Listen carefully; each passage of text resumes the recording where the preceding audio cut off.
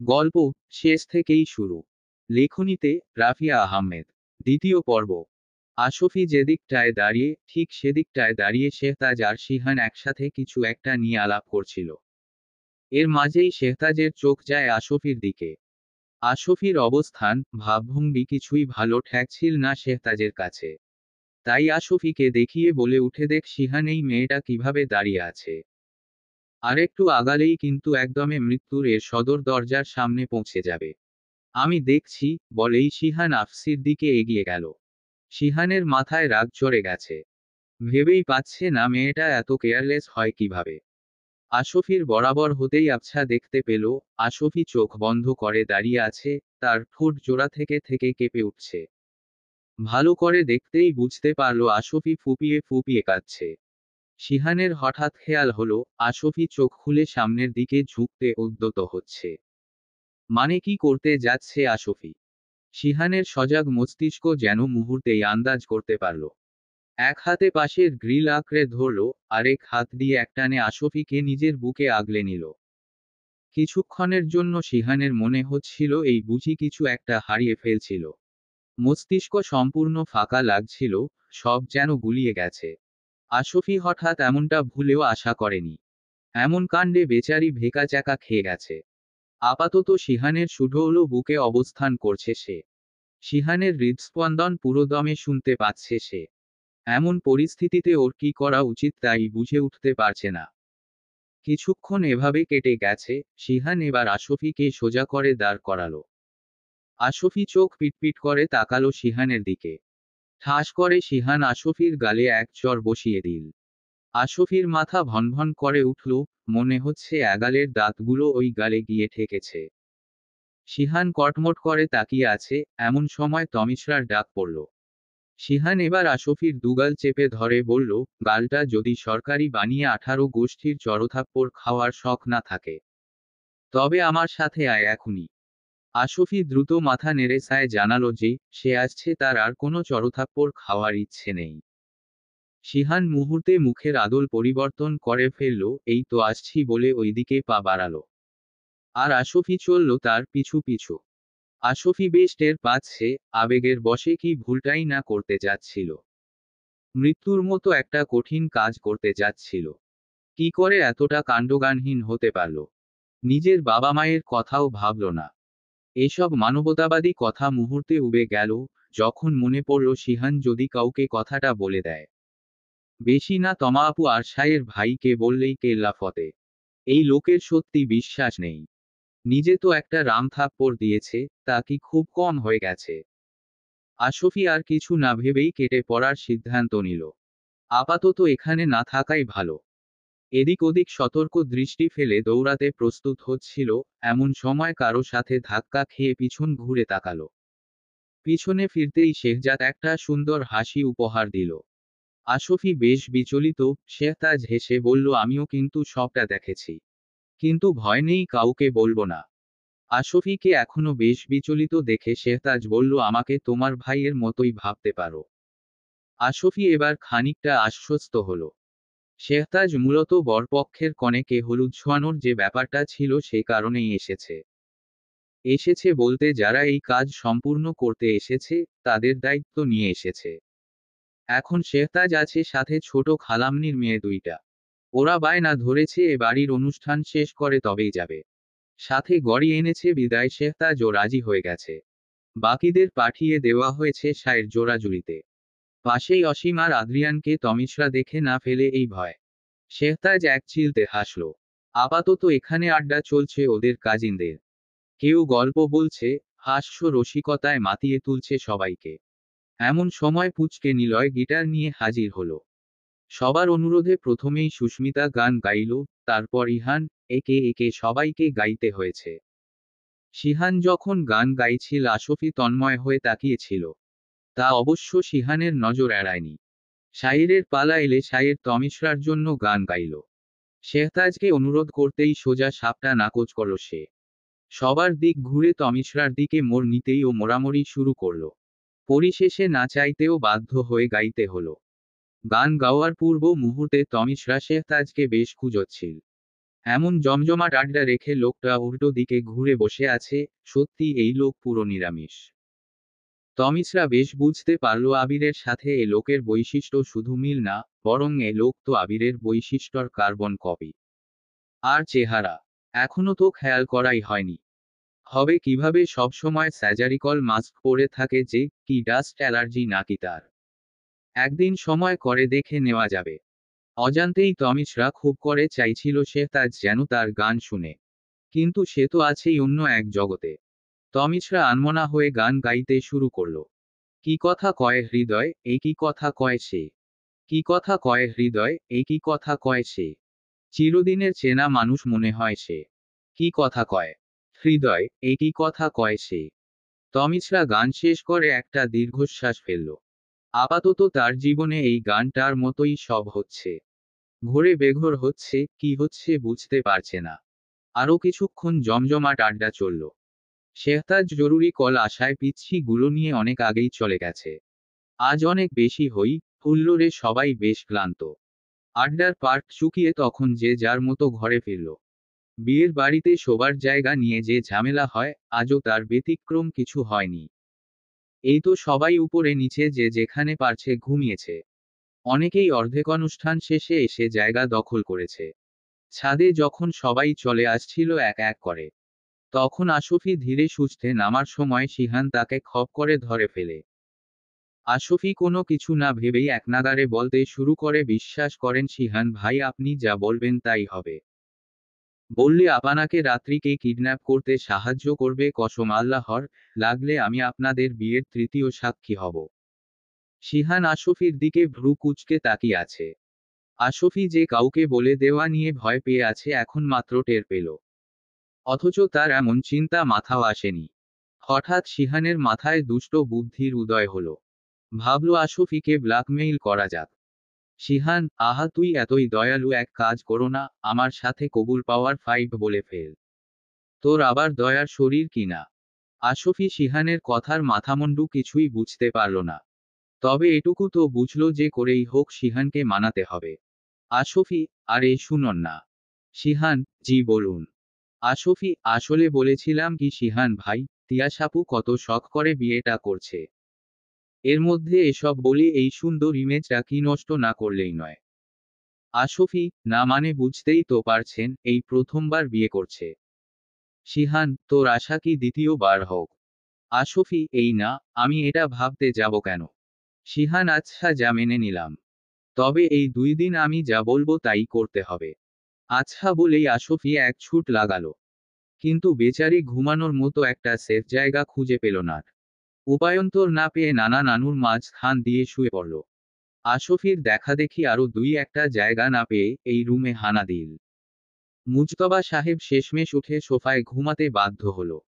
আশফি নানাভাইকে উদ্দেশ্য করে বলল, নানাভাই মুখটা এমন করে রেখ না তো। একদিনের এ তো ব্যাপার তাই না? নীলা টিপ্পনি কেটে বলল, দেখ দাদু, একদিনেই দাদাভাই তোমার বিরহে লাল, নীল, হলুদ, সবুজ, গোলাপি হয়ে গেছে। ওদের কথায় আমিনা বেগম হেসে কুটি কুটি। মুজতবা সাহেব চোখ রাঙানি দিয়ে আরেক পাশ ফিরে শুয়ে পড়ল। কিছুক্ষণ পর তমিশরাও এসে হাজির হল। নানার শোষণীয় পরিস্থিতি দেখে হাসি থামাতে পারল না। আরেকটু যোগ করতে বলল, মুজতবা সাহেব আপনার বউটা একদিনের জন্য নিচ্ছি বিরহে আবার হার্ট অ্যাটাক করে না বসেন। বেশ বিরক্ত হয়েই বেচারা শুধু বলেছিল, তা নিয়েই যাও না, আমার বয়ে গেছে। ব্যাস শুরু হয়ে গেছে বুড়ো বুড়ির যুদ্ধ। হ্যাঁ, এখন তো বুড়ি হয়ে গেছি, ভালো লাগবে কিভাবে? এমন কথা তীরের মতো ছুড়তে লাগলো আমেনা বেগম। তমিছরারা বেশ উপভোগ করল নানা নানির ঝগড়াটা। মুজতবা সাহেব শেষমেশ মাথায় বালিশ চেপে ঘুমিয়ে পড়ল। কিন্তু তাতেও লাভ হয়নি। আমিনা বেগম অনেকদিন পর নাতনিদের পেয়ে গল্প জুড়ে দিল। তাদের চিৎকার চেঁচামেচিতে বেচারা মুজতবা সাহেবের কানের অবস্থা দফারফা। স্বামীকে হেনস্থা করতে পেরে আমিনা বেগমও বেশ খুশি। গল্প করতে করতে সবাই একসময় ঘুমিয়ে পড়ল। বিয়ের বাড়িতে বেশ ব্যস্ততা, সবাই যার যার কাজে ব্যস্ত। মেয়েরা সাধারণত সাজগোজ নিয়েই ব্যস্ত। তমিছরা বেশ বেলা করেই ঘুম থেকে উঠল। হাত মুখ ধুয়ে নাস্তা করার জন্য যাচ্ছিল। তখনই শাইরের সাথে দেখা। শাইর, এতক্ষণে উঠার সময় হয়েছে। তমিশ্রা, আসলে কালকে রাতে বেশ ধকল গেছে তো, তাই আর কি। শায়ের, অন্যের বিয়েতে এই অবস্থা, আপনার নিজের বিয়েতে কি হবে? শায়ের এর কথা শুনে তমিশ্রা ভ্যাবলার মতো তাকিয়েই থাকলো। শায়ের কথা বুঝতেই বজ্রাত শায়ের ভাই বলেই চেঁচিয়ে উঠল। চারপাশটা ব্যস্ত থাকায় তমিশ্রার কণ্ঠ খুব জোরেই শোনা গেল। সবাই তমিশ্রার দিকে অদ্ভুতভাবে তাকিয়ে রইল। খাওয়া দাওয়া শেষ করে তমিশ্রা মনে আনন্দে মোবাইল চাপছে, হঠাৎ দরাম শব্দ করে দরজা খুলে শায়ের রুমে প্রবেশ করল। শায়েরের দুহাত পিছনে, মুখে কুটিল হাসি। তমিশ্রা জিজ্ঞাসু দৃষ্টিতে তাকিয়ে রইল। এমন সময় শায়ের তার রং ভর্তি হাত তমিশ্রার গালে মাখিয়ে দিল। তমিশ্রা আংশিক আক্রমণে ভড়কে গেল। সাথে সাথে নিজের গাল থেকে কিছু রং নিয়ে নিয়ে শায়েরের গালে লাগিয়ে দিল। তারপর এক বিজয়ী হাসি হাসল। শায়ের এর মধ্যে এক কাণ্ড করে বসল। নিজের গালের সাথে তমিশ্রার গাল লাগিয়ে রং মাখিয়ে নিল। তারপর হেসে বলল, তুমি রাঙাতে চেয়েছিলে, দেখ তোমার রঙে নিজেকে রাঙিয়ে নিয়েছি পুরোটাই। বলেই হেসে প্রস্থান করল। তমিশ্রা যেন বাকশক্তি হারিয়ে ফেলেছে। শায়েরের এমন হুটহাট কাছে আসা মেনে নিতে কষ্ট হয়ে যায় তার। বিয়ের সব আয়োজন করা হয়ে গেছে। এখন শুধু বর আসার পালা। যে যার যার মতো তৈরি হচ্ছে। আর আশফি, বেচারি তো সে কখন থেকে একটার পর একটা ড্রেস পাল্টে চলছে। যা পড়ছে শিহানের পছন্দ হচ্ছে না। এবার শিহান নিজেই ওকে একটা নীল লেহেঙ্গা আর হেয়ার স্টাইল চয়েস করে দিল। তারপর বলল রেডি হয়ে যেন ফোন দেয় তাকে। আশফি অবাক হয়ে দেখল শিহান ও নীল পাঞ্জাবি পরেছে। 1 মিনিট কি হচ্ছে, আশফি অনেক চেয়েও এর কারণ খুঁজে পেল না। তমিশ্রা একটা কালো গাউন আর সাথে কালো হিজাব পরেছে। দুহাত ভরে কালো চুড়ি পরছে। দুচোখ ভরে কাজল পরতে চেয়েও পারেনি। যার জন্য পরতো সে তো নেই। বর এসে গেছে বোধহয়, বাইরের বেশ হইচই শুনেই বোঝা যাচ্ছে। তমিশ্রা ব্যস্ত ভঙ্গিতে রুম থেকে বের হলো। বের হতেই শায়েরের মুখোমুখি হলো তমিশ্রা। শায়ের ভীষণ ভাবে মুগ্ধ হলো। শায়ের যেমন তমিশ্রাকে দেখে মুগ্ধতায় হারিয়ে যাচ্ছে, তেমনি আরেকজন তাদের দুজনকে একসাথে দেখে রেগে যাচ্ছে। সে যেন পারলে আর আগুন চোখ দিয়ে এখনই সব ভস্ম করে দিত। কিছুক্ষণের মধ্যেই শেহতাজ এসেছে, উপস্থিত হলো তমিশ্রা আর শায়েরের সামনে। গুরুত্বপূর্ণ কাজের নামে শায়েরকে ডেকে নিয়ে গেছে। তমিশ্রা একা দেখে হাঁটার মোড় ঘুরাতেই শেহতাজ পেছনে থেকে ডেকে উঠল, মিস ব্ল্যাকবার্ড। তমিশ্রা চমকে গেল ভীষণ ভাবে, এই নামটা আবির তাকে ডাকতো, উনি কিভাবে? শেহতাজ তমিশ্রার হাতে একটা কালো গোলাপ দিয়ে বলল, আপনার জন্য। মাস্ক পরা বিদায় তমিশ্রা শেহতাজের মুখ বুঝতে পারছে না। তবে চোখগুলো, সাথে সাথে শেহতাজ দৃষ্টি সরিয়ে নিল। এহসান সাহেব দিয়েছিল আপনাকে বলেই যেন এক প্রকার পালিয়ে গেল। তমিশ্রার বিচলিত মস্তিষ্ককে ভাবার সময় না দিয়ে পিছন থেকে ডাক পড়ল। তিয়াশা ডাকছে তাকে। তিয়াশা অন্য 8-10টা মেয়ের মতো পার্লার থেকে সাজেনি। তাকে পার্লারের কথা বলতে এক কথায় না করে দিয়েছে। অবশ্য তার বোন এক একটা কম বিউটিশিয়ান নয়। তমিশ্রা তিয়াশার রুমে ঢুকতেই দেখল তিয়াশা বউয়ের সাজে বসে আর বাকি সবাই তাকে ঘিরে রয়েছে। ব্রাইডাল লেহেঙ্গা আর ভারী সব জুয়েলারি মিলে একটা গর্জিয়াস একটা লুক তিয়াশার। যদিও এসব কিছুতে বেচারির ওজন 3 গুণ বাড়িয়ে দিচ্ছে। তবে এমন সাজে বেশ লাগছে তাকে।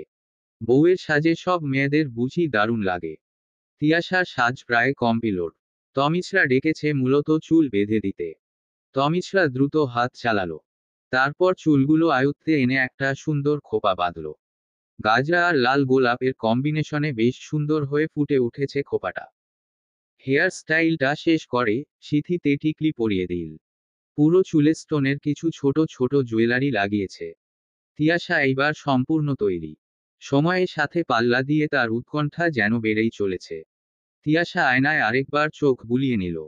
না, সত্যি বউয়ের সাজে দারুণ লাগছে তাকে। আচ্ছা, লিওন দেখে কি রিয়েক্ট করবে? ভাবতেই লজ্জায় লাল নীল হয়ে যাচ্ছে। এই তো আর কিছুক্ষণ, তারপর মানুষটা কাগজে কলমে, লিখিত ভাবেই তার হয়ে যাবে। এই প্রাপ্তির অনুভূতিটা প্রকাশ করার ভাষা হয়তো পৃথিবীতে কারো জানা নেই। কত ত্যাগ তিতিক্ষার বিনিময়ে এই স্বর্গ সুখ লাভ করতে পেরেছে, তা একমাত্র তারাই জানে। তিয়াশা আপাতত আর ভাবতে চায় না। এমনিতেও দেরি হয়ে গেছে খুব। তিয়াশা, তমু চল না। তমিশ্রা, এত তারা কেন শুনি? ভাইয়াকে নিজের করে পেতে আর বুঝি তোর সইছে না? তিয়াশা যেন লজ্জায় কুঁকড়ে গেল। তমিশ্রা ভীষণ অবাক হলো, তবে বেশ উপভোগও করছে। সত্যি, ভালোবাসা দেখতেও বুঝি ভালো লাগে। অতঃপর তিয়াশা আর প্রণয়ের পরিণয় এর দিকে এগিয়ে যাচ্ছে। তমিশ্রার কথা ধরে একদম ধীর পায়। ক্যামেরাম্যানের নির্দেশ মোতাবেক ভিডিও ধারণ করার সুবিধার্থে বিভিন্ন ধাপ অনুসরণ করেই সবাই স্টেজে উঠল। তিয়াশা এতক্ষণ তমিশ্রার হাত ধরেছিল। লিওন হাত বাড়াতেই তমিশ্রার হাত ছেড়ে এগিয়ে গেল। কিন্তু কিছু একটা মনে পড়তেই মুখ গুমরা করে দাঁড়িয়ে পড়ল। লিওনের মাত্রই মনে পড়েছে আসলে কি কথা ছিল। তিয়াশার কথা মতো ওকে দেখা মাত্রই বুকে হাত দিয়ে পড়ে যাওয়ার সিন করতে হবে।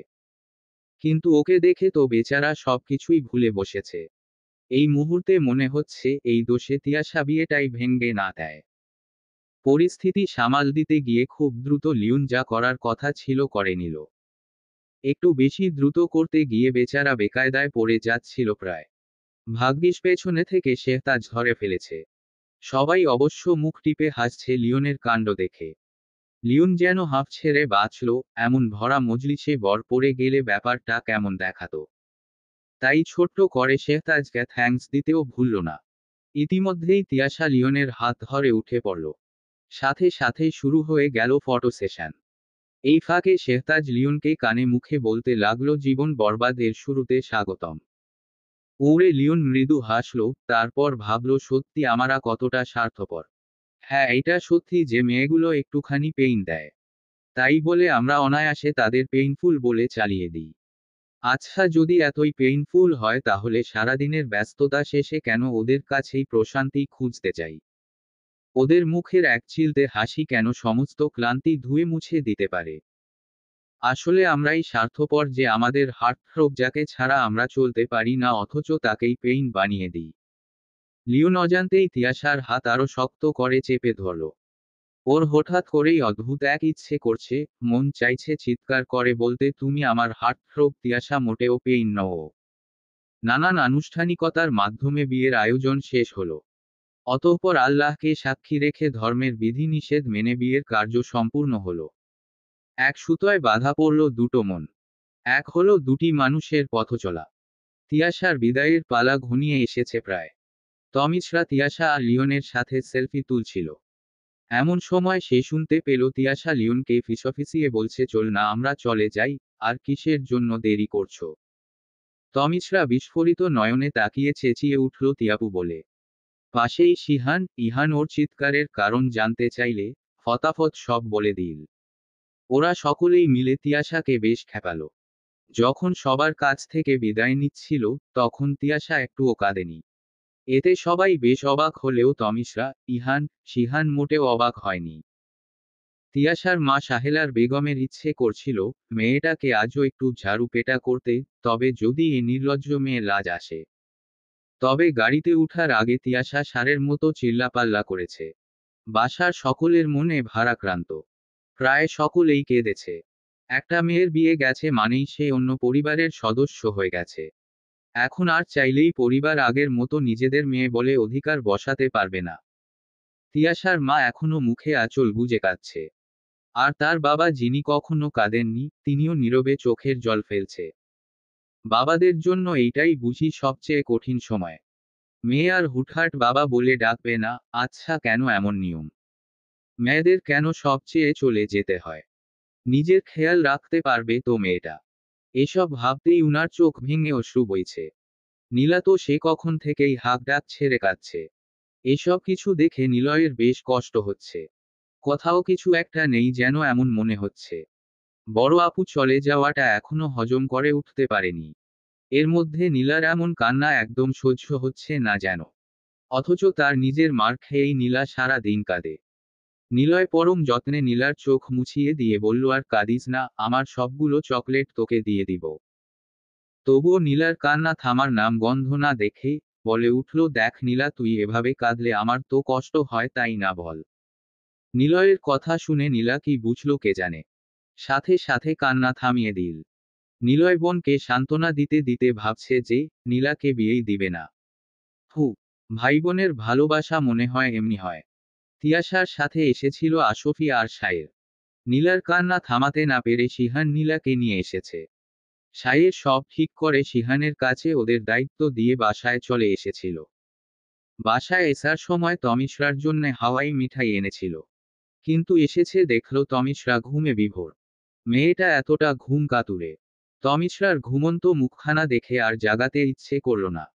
প্রেমিক হৃদয় খুব করে ইচ্ছে হচ্ছিল তার ফুলটাকে ছুঁয়ে দিতে, কিন্তু সে সাহস করে উঠল না। দুচোখ ভরে দেখে সাইয়ের প্রস্থান করল। সারাদিনের ক্লান্তি শেষে তারও বিশ্রাম প্রয়োজন। তিয়াশার শ্বশুর বাড়িতে সবাই বসে আড্ডা দিচ্ছিল। কিছু মেয়ে যেন যেচে শিহানের গায়ে পড়ছিল এমন ভাব। শিহান বরাবর আড্ডা প্রেমী মানুষ, তাই সেও আড্ডা দিতে নাকচ করেনি। এক পর্যায়ে আশফি উঠে চলে এলো। শিহাবের সাথে মেয়েগুলোর এরূপ এক্সট্রা নেকামি নিতে পারছিল না। শিহান তা ঠিকই বুঝতে পেরেছিল, সে চাইছিল আশফি নিজ থেকে কিছু বলুক। কাজের কাজ তো কিছু হলোই না, বরং আশফি আরও রেগেমেগে অস্থির। শিহান কোথায় ভেবেছিল ছাদের ঘটনার জন্য ব্ল্যাকমেইল করে আশফিকে ইচ্ছে মতো খাটিয়ে নেওয়া যাবে। উল্টো নিজেই খেটে মরছে। পরদিন তিয়াশার বৌভাত ছিল। সবাই যথারীতি তিয়াশার শ্বশুর বাড়ি উপস্থিত হয়। সব ধরনের আনুষ্ঠানিকতা শেষে তিয়াশাকে এই বাড়ি নিয়ে আসা হয়। মূলত বিয়ে নিয়ে বেচারি খুব ফ্যান্টাসিতে ছিল, একদিন সবার থেকে দূরে থেকে তা যেন হাওয়া হয়ে গেছে। বাসায় জানিয়ে দিয়েছে আগামী সপ্তাহের পর যাবে ওই বাড়ি। তমিশরা বেশ খেপিয়েছে, কেন গো, ওই দিন তো একে তোরসই ছিল না, এখন কি হলো? দেখতে দেখতে এমন হাসি আনন্দে আরেকটা দিন কেটে গেল। দিন শেষে তমিশরার এক স্মৃতি সমুদ্রের উপচে পড়া না পাওয়ার হাহাকার রয়ে গেল। এ দুঃখ যে শেষ হবার নয়, এ দুঃখ তার একান্ত নিজের। অনেকটা হুমায়ুন আহমেদ স্যারের একটা উপন্যাসের লাইনটা ছিল এরূপ, তুমি আমার জন্য একবার কেঁদেছিলেন, বিনিময়ে আমি জনম জনম কাঁদি। তমিশরা ঘুম অনুভব করতেই ফ্রেন্ডস আর কাজিন এদের গ্রুপে মেসেজ দিয়ে রাখল, কালকে আমরা 3 নদীর মোহনায় মিলিত হই। ওখানে কাল তোমাদের তমিশরার অতীত সমাচার হবে। অল্প কিছু সময়ের ব্যবধানে তমিশরা তন্দ্রা রানীর পরম মমতায় সব জটিলতা ভুলে ঘুমিয়ে পড়ল। শুধু তার পাশে অযত্নে পড়ে রইল সেই কালো গোলাপ। পুরো ব্যাপারটা শুনে একজন হাসল। তারপর নিজে নিজেই বলে উঠল, সব বদলে গেছে ভীষণভাবে, শুধু তুমি ছাড়া, আমার প্রতি তোমার ভালোবাসা ছাড়া। তমিশরা আজকে তার রুটিন বদলেছে, ফজরের নামাজ পড়ে আর ঘুমায়নি। সকাল সকাল হাঁটতে বেরিয়েছে। নানার বাড়ির এই দিকটা তার কাছে বেশ লাগে, বিশেষ করে এই সময়ের পরিবেশটা তো অনেক ভালো লাগে। কুয়াশায় ঘেরা চারপাশ, টুপটাপ শব্দে শিশির পড়ছে। চারপাশটা ঝাপসা, মনে হয় যেন এক মায়াময় পরিবেশে আছে। তমিশরা জুতা খুলে হাতে নিয়ে নিল। নরম শিশির ভেজা ঘাসের উপর দিয়ে হাঁটছে। তমিশরা পিছু পিছু সাইয়ের ও মেঠো পথ দিয়ে হেঁটে এগোচ্ছে। এমন মণিমুগ্ধকর পরিবেশ সাথে তার প্রেয়সী। এমন ভাগ্য কজনের বা হয় নিজের মানুষটির সাথে এমন পরিবেশ উপভোগ করার। সাইয়ের এ মেয়েটাকে ভীষণ ভালোবাসে। তার মুখের একটুখানি হাসি সব ক্লান্তি ভুলিয়ে দেয়। সাইয়ের চোখ বন্ধ করে বুক ভরে শ্বাস নিল। খুব করে অনুভব করতে পারল তমিশরাকে ছাড়া সে নিঃস্ব, একেবারেই নিঃস্ব। চোরের মতো আমার পিছু কেন নিচ্ছেন সাইয়ের ভাই? হঠাৎ তমিশরার কথায় ভড়কে গেল সাইয়ের। সামনেই কোমরে হাত দিয়ে ভ্রুকুচকে তাকিয়ে আছে তমিশরা। মাথায় লেপ্টে থাকা শিশির বিন্দুগুলো হাত দিয়ে মুছিয়ে দিয়ে সাইয়ের বলে উঠল, আমার পরিটার কুয়াশা বিলাস দেখতে। তমিশরা, তা বুঝলাম, কিন্তু এমন চোরের মতো এসব কবে থেকে সাইয়ের ভাই? সাইয়ের, যেদিন থেকে তুমি নামক অসুখটা শুরু হয়েছে। তমিশরা দৃষ্টি নিচু করল, এমন কথার পরিবর্তে প্রতিউত্তর করার মতো কিছু খুঁজে পেল। গলার স্বর নিচু করে বলল, হাঁটবেন আমার সাথে? সাইয়ের চৌড়া হেসে উত্তর দিল, দি তুমি অনুমতি দাও। তমিশরা সাইয়ের পাশাপাশি হাঁটছে। তমিশরা দুচোখ ভরে চারপাশটা দেখছে আর সাইয়ের দেখছে তার প্রেয়সীকে, তার ভালোবাসাকে, ভালো থাকার একমাত্র কারণটাকে। অনেকক্ষণ হাঁটাহাঁটির পর বাড়িতে ফিরে ফিরে গেল ওরা। বাসায় গিয়ে দেখল সবাই নাস্তার টেবিলে। তমিশরা, আমাকে রেখেই খেয়ে ফেলো। এই বাড়িতে আসছি পর্যন্ত তোমাদের সাথে একদিনও খাওয়া হলো না। মুজতবা সাহেব হেসে বলল, তুমি তো ঘুমে থাক, নানু ভাই। সাইয়ের, এত কথা না বলে বসে পড়, শুধু পেঁচানো। তমিশরা, সাইয়ের ভাই। এর মধ্যেই নিলয় বলে উঠল, সুইটহার্ট, ও সব ছাড়ো, এসো আমার পাশে বসে পড়। তমিশরা তাই করল। সাইয়ের একটু হতাশ হলো। ভাবছিল একসাথে নাস্তা করবে। নিলয় ফের বলে উঠল আমার সুইটহার্টকে নিয়ে সকাল সকাল পালানোর ধান্দা করছিলেন সাইয়ের ভাই। সাইয়ের বিয়ে করার ধান্দায়ও আছি। নিলয়, তাই নাকি সুইটহার্ট? তুমি আমায় ছেড়ে দিলা। এত সব কথার মাঝেই নাস্তার পর্ব শেষ হলো। তমিশ্রা আর সাইয়েরকে একসাথে দেখে সবাই খুশি হয়েছে। শুধু একজন অনল আগুনে পুড়ছে। সে সাইয়েরকে ভালোবাসে অনেক। আর সাইয়ের তমিশ্রাকে আর তমিশ্রা। হাসলো সুস্মিতা, সত্যি ভালোবাসা বেশ অদ্ভুত। মনে বলল তবে সাইয়ের যদি সুখে থাকে তবেই সুস্মিতা মন থেকে দোয়া করবে। আপাতত সকলে অপেক্ষা করছে। খাওয়া শেষে ঝটপট তৈরি হয়েছে গিয়েছে। এখন রওনা দিবে চাঁদপুরে বিখ্যাত সেই 3 নদীর মোহনায়। তমিশ্রা সম্পূর্ণ বন্ধ মহল ওখানেই অপেক্ষা করবে। গাড়িতে বসে আছে সকলে। শুধু ইহান বাদে, সে কখন থেকেই রেডি হয়ে যাচ্ছে। অথচ এখনো বের হতে পারছে না। তমিশ্রা বেশ বিরক্ত নিয়ে বলে উঠল এতক্ষণ ধরে কি করছে এই ছেলে। শিহান তমিশ্রার কানে কানে বলল মনে হয় আজকে এই পোলা প্রপোজ করেই ছাড়বে। তমিশ্রা বিস্ময় নিয়ে বলল করেই ছাড়বে। কিন্তু করবেটা কাকে? শিহান, কেন তোর ভাঙ্গা রেকর্ডার বান্ধবীটাকে? তমিশ্রা তেতে উঠল এই সম্মান দিয়ে কথা বল, বেদ্যপ পোলাপাইন। শিহান মুখ ভেঙচে সরে গেল। এর মধ্যেই সবার অপেক্ষার অবসান ঘটিয়ে ইহান উপস্থিত হল। সবার মুখের দিকে তাকিয়ে দাঁত কেলিয়ে হাসল ইহান। সবকটাই তেতে উঠল, এখন শুধু গণধোলাই দেওয়া বাকি আছে। সাইয়ের পরিস্থিতি বুঝতে পেরে বলল আর একটাও কথা না। চল সবাই, এমনিতেও দেরি হয়ে গেছে। ইহান যেন হাঁফ ছেড়ে বাঁচল। একটা যেভাবে তাকিয়েছিল। তমিশ্রা তো ফিসফিসিয়ে বলেই উঠল সাইয়ের ভাইয়ের জন্য বেঁচে গেলি, নইলে কাঁচা চিবিয়ে খাইতাম শালা। শিহান, আজকে তোর একদিন কি আমাদের যতদিন লাগতো। ওখানে দাঁড়িয়ে আবার কি ফিসফিস করা হচ্ছে শুনি। সাইয়ের গলা শুনে সবাই দ্রুত গাড়িতে গিয়ে বসল। গাড়িতে কেউ তেমন একটা কথা বার্তা বলেনি। কেটে গেল নীরবতায়, দেখতে দেখতে পৌঁছে গেল তাদের গন্তব্যস্থলে। গাড়ি পার্ক করতেই তমিশ্রা নেমে পড়ে। অনেকদিন পর সব বন্ধু বান্ধবগুলোকে একসাথে দেখবে। এমন একটা দারুণ ব্যাপার। এক মুহূর্তের জন্য দেরি করাও যেন বোকামি। তমিশ্রা নামা মাত্র মিহিতা আর তনিমা হামলে পড়ল। ওরা যখন একে অপরকে এভাবে জড়িয়ে ধরছিল, শিহান টুকুস করেই তার ভিডিও ধারণ করে নিয়েছে। নিঃসন্দেহে এটা ছিল অসম্ভব সুন্দর একটা দৃশ্য। তাদের এক্সাইটমেন্ট পর্ব শেষ হতেই সকলের সাথে সাইর আর লিওনকে পরিচয় করিয়ে দিল তমিশ্রা। যদিও ওরা তমিশ্রার পুরো 18 গোষ্ঠীকেই চিনে। চোখ বন্ধ করেই একে একে সবার বিএনএ বৈশিষ্ট্য বলে দিতে পারবে। জায়েদ আর সাইমের সাথে সাইয়ের হ্যান্ডশেক করল। আরে খালতো যে। তমিশ্রা পেছনে ফিরতেই দেখতে পেল মাহিদ। মাহিদ তনিমার প্রেমিক ওরফে হবু বর। মাহিদকে খালাতো ভাই বলার কারণ, একবার তনিমাকে আর মাহিদকে একসাথে দেখে ফেলেছিল বাসার কে যেন। তখন মাহিদকে তমিশ্রার খালাতো ভাই হিসেবে পরিচয় দেয় তানিমা। তখন থেকেই ওর পরিবারের সকলে জানে মাহিদ তমিশ্রার খালাতো ভাই। এই জন্য এখন ওরা একে অপরকে খালতো বলেই সম্বোধন করে। তমিশ্রা হেসে সাইরকে উদ্দেশ্য করে বলল উনি হচ্ছে আমার খালাতো ভাই মাহিদ। সাইর ভ্রুকুচকে ফেলল। কি বলে এই মেয়ে? ওর নানা আরেকটা বিয়ে করেছে। না মানে, তাহলে ওর নানু। এর মধ্যেই তমিশ্রা ফের বলে উঠল আরে পাতানো, তুমি ভয় পেও না। সাইর যেন হাঁফ ছেড়ে বাঁচল। পরক্ষণেই নিজের বাচ্চামো চিন্তা ভাবনা নিয়ে লজ্জা পেল। এর মধ্যেই জায়েদ, সাইম এসে জানালো যে তারা একটি ট্রলার ভাড়া করেছে। 5 ঘন্টার জন্য কন্ট্রাক্ট করেছে, বালুচরের ওই দিক পর্যন্ত নিবে। শীতকাল বিধায় ঝড়ের আশঙ্কা নেই, যার দরুন সাইর রাজি হয়েছে। এদের অনেকেই সাঁতার জানে না। সবাইকে ট্রলারে উঠতে বলে খাবারের দোকানে গেল সাইর।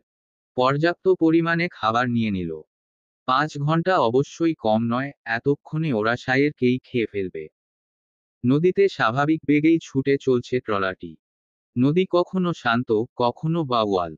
শীতের মধ্যে হিমধরা বাতাস আর হালকা করা রোদ। উষ্ণতার সাম্যাবস্থায় আছে, তবে বেশ উপভোগ্য। তমিশ্রা একমনে হাওয়াই মিঠাই খেয়েই চলছে। অথচ তার সে রোমিও জুলিয়েট প্রেম কাহিনী শুনতে উৎসুক জনতা তার দিকে চেয়ে।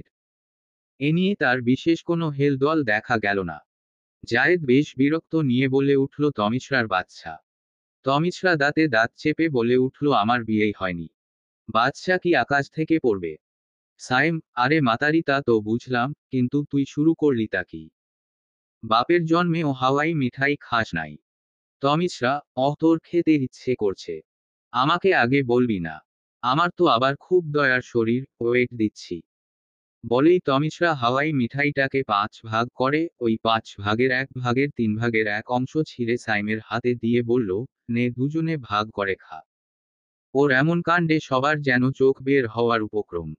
ওদের অবাক হতে দেখে তমিশ্রা বলে উঠল, তোমরাও খেতে চাও? ওকে দিচ্ছি, তবে ওর থেকে একটু কম পাবে। সবাই আরেক দফা অবাক হলো। সাইয়ের এতক্ষণ নীরব দর্শকের ভূমিকা পালন করছিল। তার যেন কোথাও একটা অজানা ব্যথা অনুভব হচ্ছে। আজ সে প্রেয়সীর ভালোবাসার গল্প শুনবে। সত্যি ওর চেয়ে অধমার কেউ আছে? হৃদযন্ত্র যেন ফেটে যাওয়ার উপক্রম। তবুও সকল যন্ত্রণা একপাশে রেখে সাইয়ের বলল, তমু শুরু কর, আমি সবটা শুনতে চাই। তমিশ্রা নড়েচড়ে বসল, এতক্ষণে যেন এই কথার আশায় ছিল সে। সবাই বেশ আগ্রহ নিয়ে বসে আছে।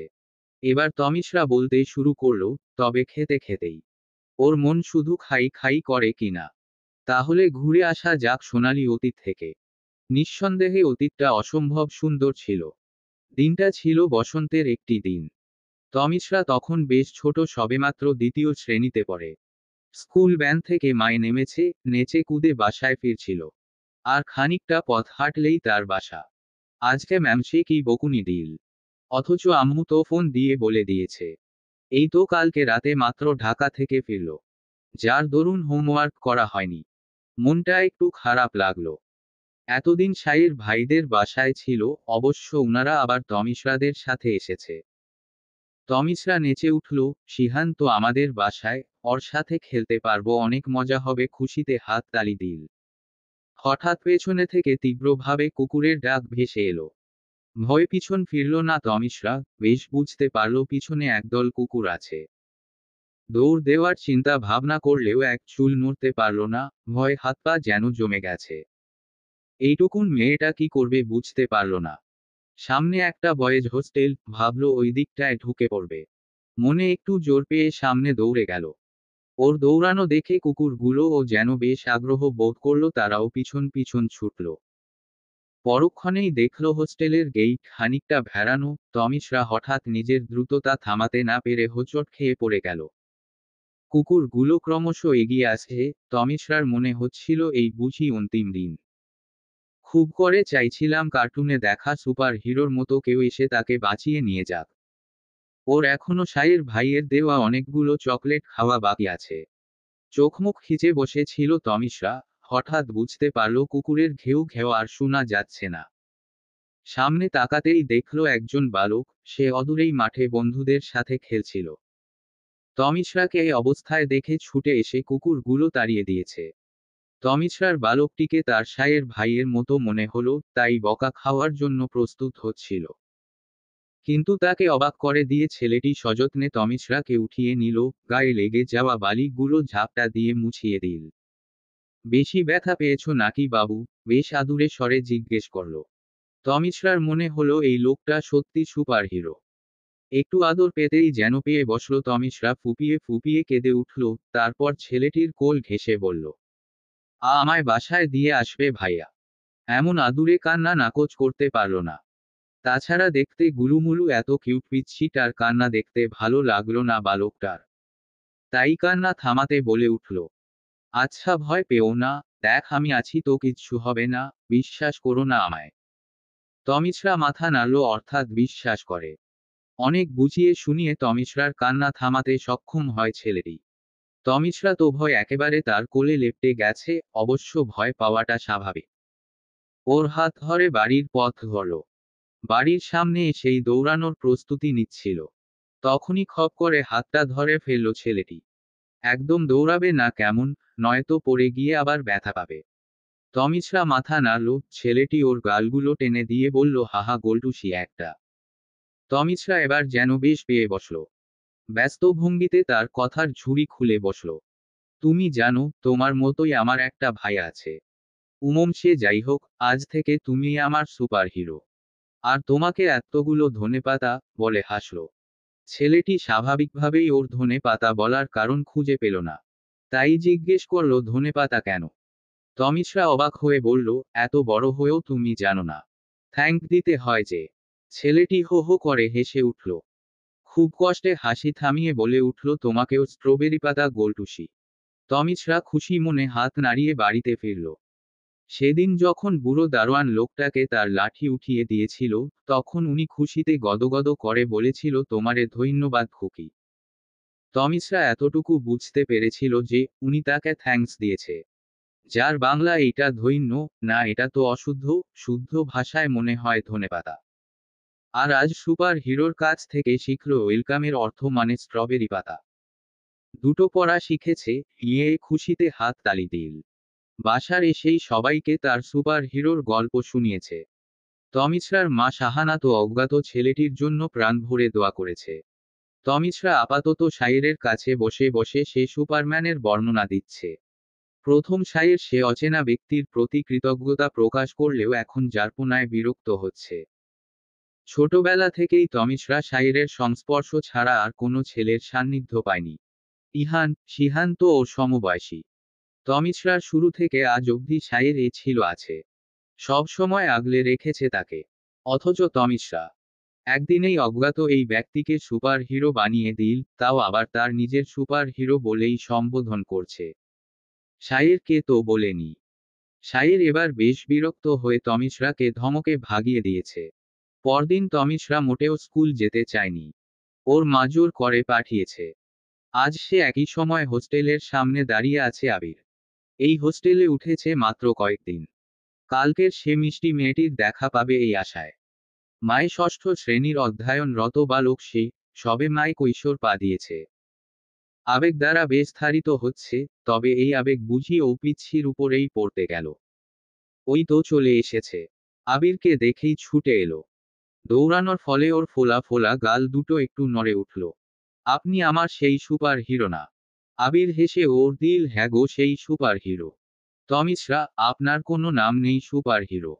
আবির, অবশ্যই আছে, থাকবে না কেন? আমার নাম আবির, আবির মাহতাব। তোমার নাম কি? তমিশ্রা, আমার নাম তমিশ্রা ইসলাম। আবিরের নামখানা বেশ পছন্দ হলো। আরও কিছুক্ষণ ওদের কথা বার্তা চলল। এমন মাঝে মধ্যেই দেখা হতে লাগলো তাদের। আবির ও তমিশ্রার খুব প্রিয় একজন হয়ে উঠল।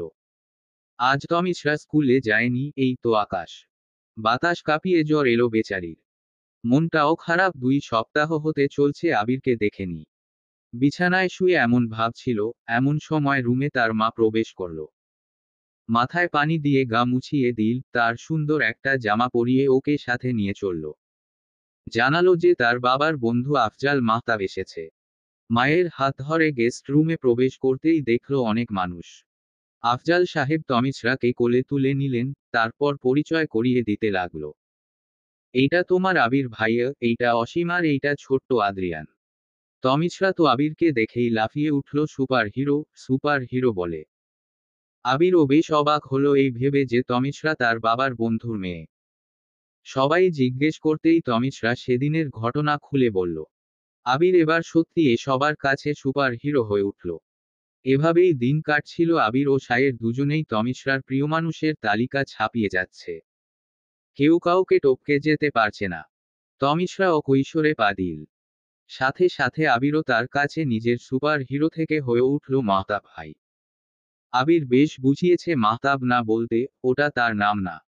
কিন্তু কে শুনে কার কথা তমিশ্রা কোনোমতেই আবির বলবে না, মানে বলবেই না। এর পেছনেও কারণ আছে। তমিশ্রার ক্লাসে একটা ছেলে নাম আবির খুব দুষ্টু আর তমিশ্রার সাথে সারাক্ষণ ঝগড়া বাঁধিয়ে রাখে। তাই সে ওই ছেলেকে পছন্দ করে না, বিধায় আবিরকে আবির ভাই না, বরং মাহতাব ভাই ডাকে। সকালবেলা ছাদে দাঁড়িয়ে আছে তমিশ্রা, এবার অষ্টম থেকে এক্সাম দিয়েছে। আপাতত শীতের ছুটি চলছে। আজকে ঢাকা যাবে তারা ছুটি কাটাতে। বেশ কয়েক দিন থাকা হবে। ছাদে তার মোটামুটি একটা ফুলের বাগান আছে বলা চলে।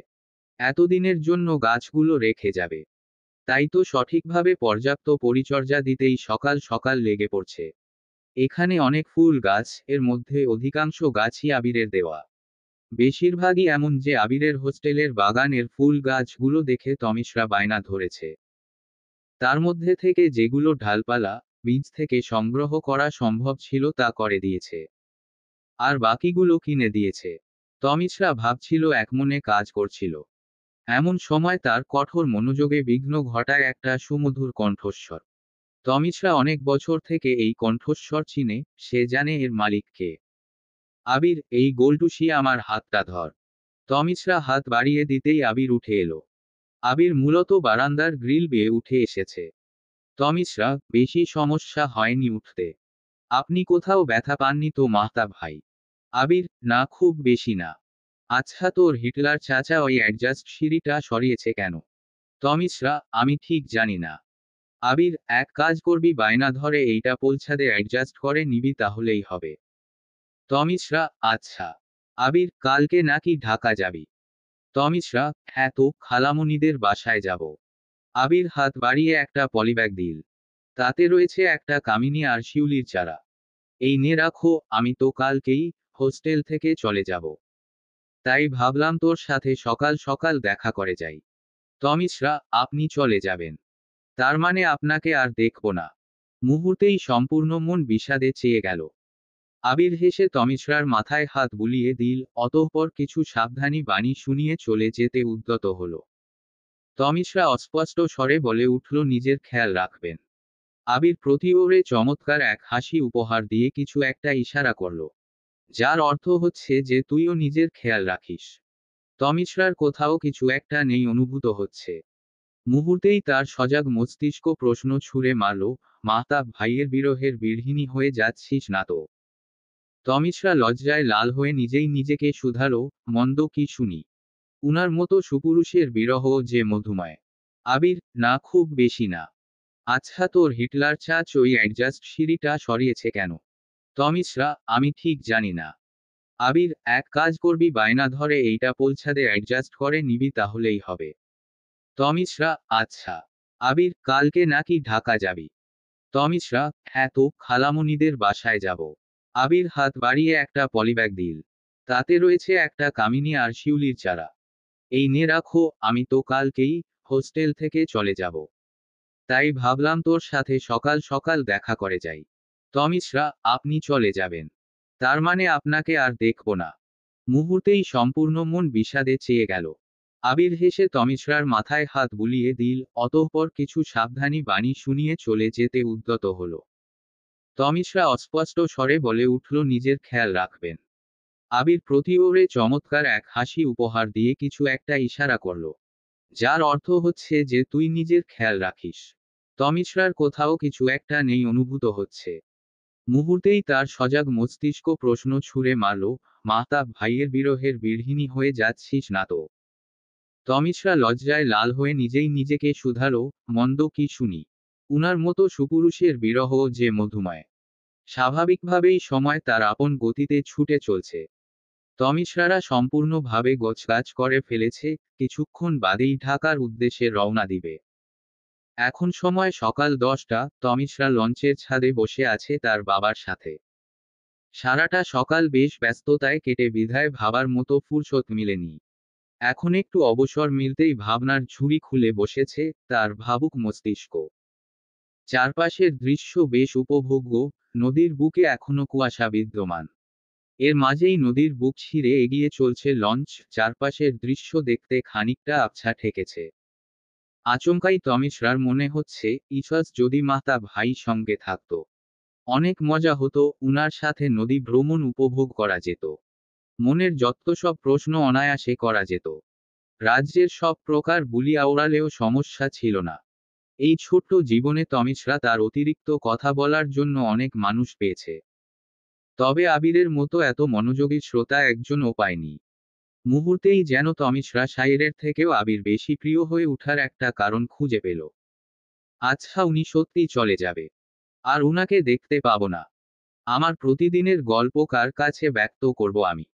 আপনাকে বড্ড মিস করব মাহতাব ভাই, অস্ফুটে বলে উঠল তমিশ্রা। হঠাৎ তমিশ্রার মনে হলো, আচ্ছা, আবির অর্থ যদি রং হয়, মাহতাব অর্থ কি? মোবাইল হাতে নিয়ে মাহতাব নামের অর্থ বের করতে ব্যস্ত হয়ে পড়ল। একেবারে জন্যও বুঝতে পারল না, তার কিশোরী মনের এই আবেগ তাকে কোথায় ধাবিত করছে। মানুষ কি আর যে ভালোবাসার বিষাক্ত সমুদ্রের বিষ পান করে। অপরদিকে এক বুক আশা নিয়ে সাইয়ের অপেক্ষা করছে। আজ তার প্রেয়সী আসবে। ঠিক কতদিন পর তার পুতুলটাকে দেখবে। আচ্ছা, তমু কি খুব বেশি বড় হয়ে গেছে? আগের মতোই কি সাইয়ের ভাইয়ের জন্য উতলা? নাকি বড় হয়ে বদলে গেছে? অবশেষে সাইয়ের অপেক্ষার অবসান ঘটল। তমিশরারাকে দেখে বেশ অবাক হলো সাইয়ের। কত বড় হয়ে গেছে তার পুতুলটা।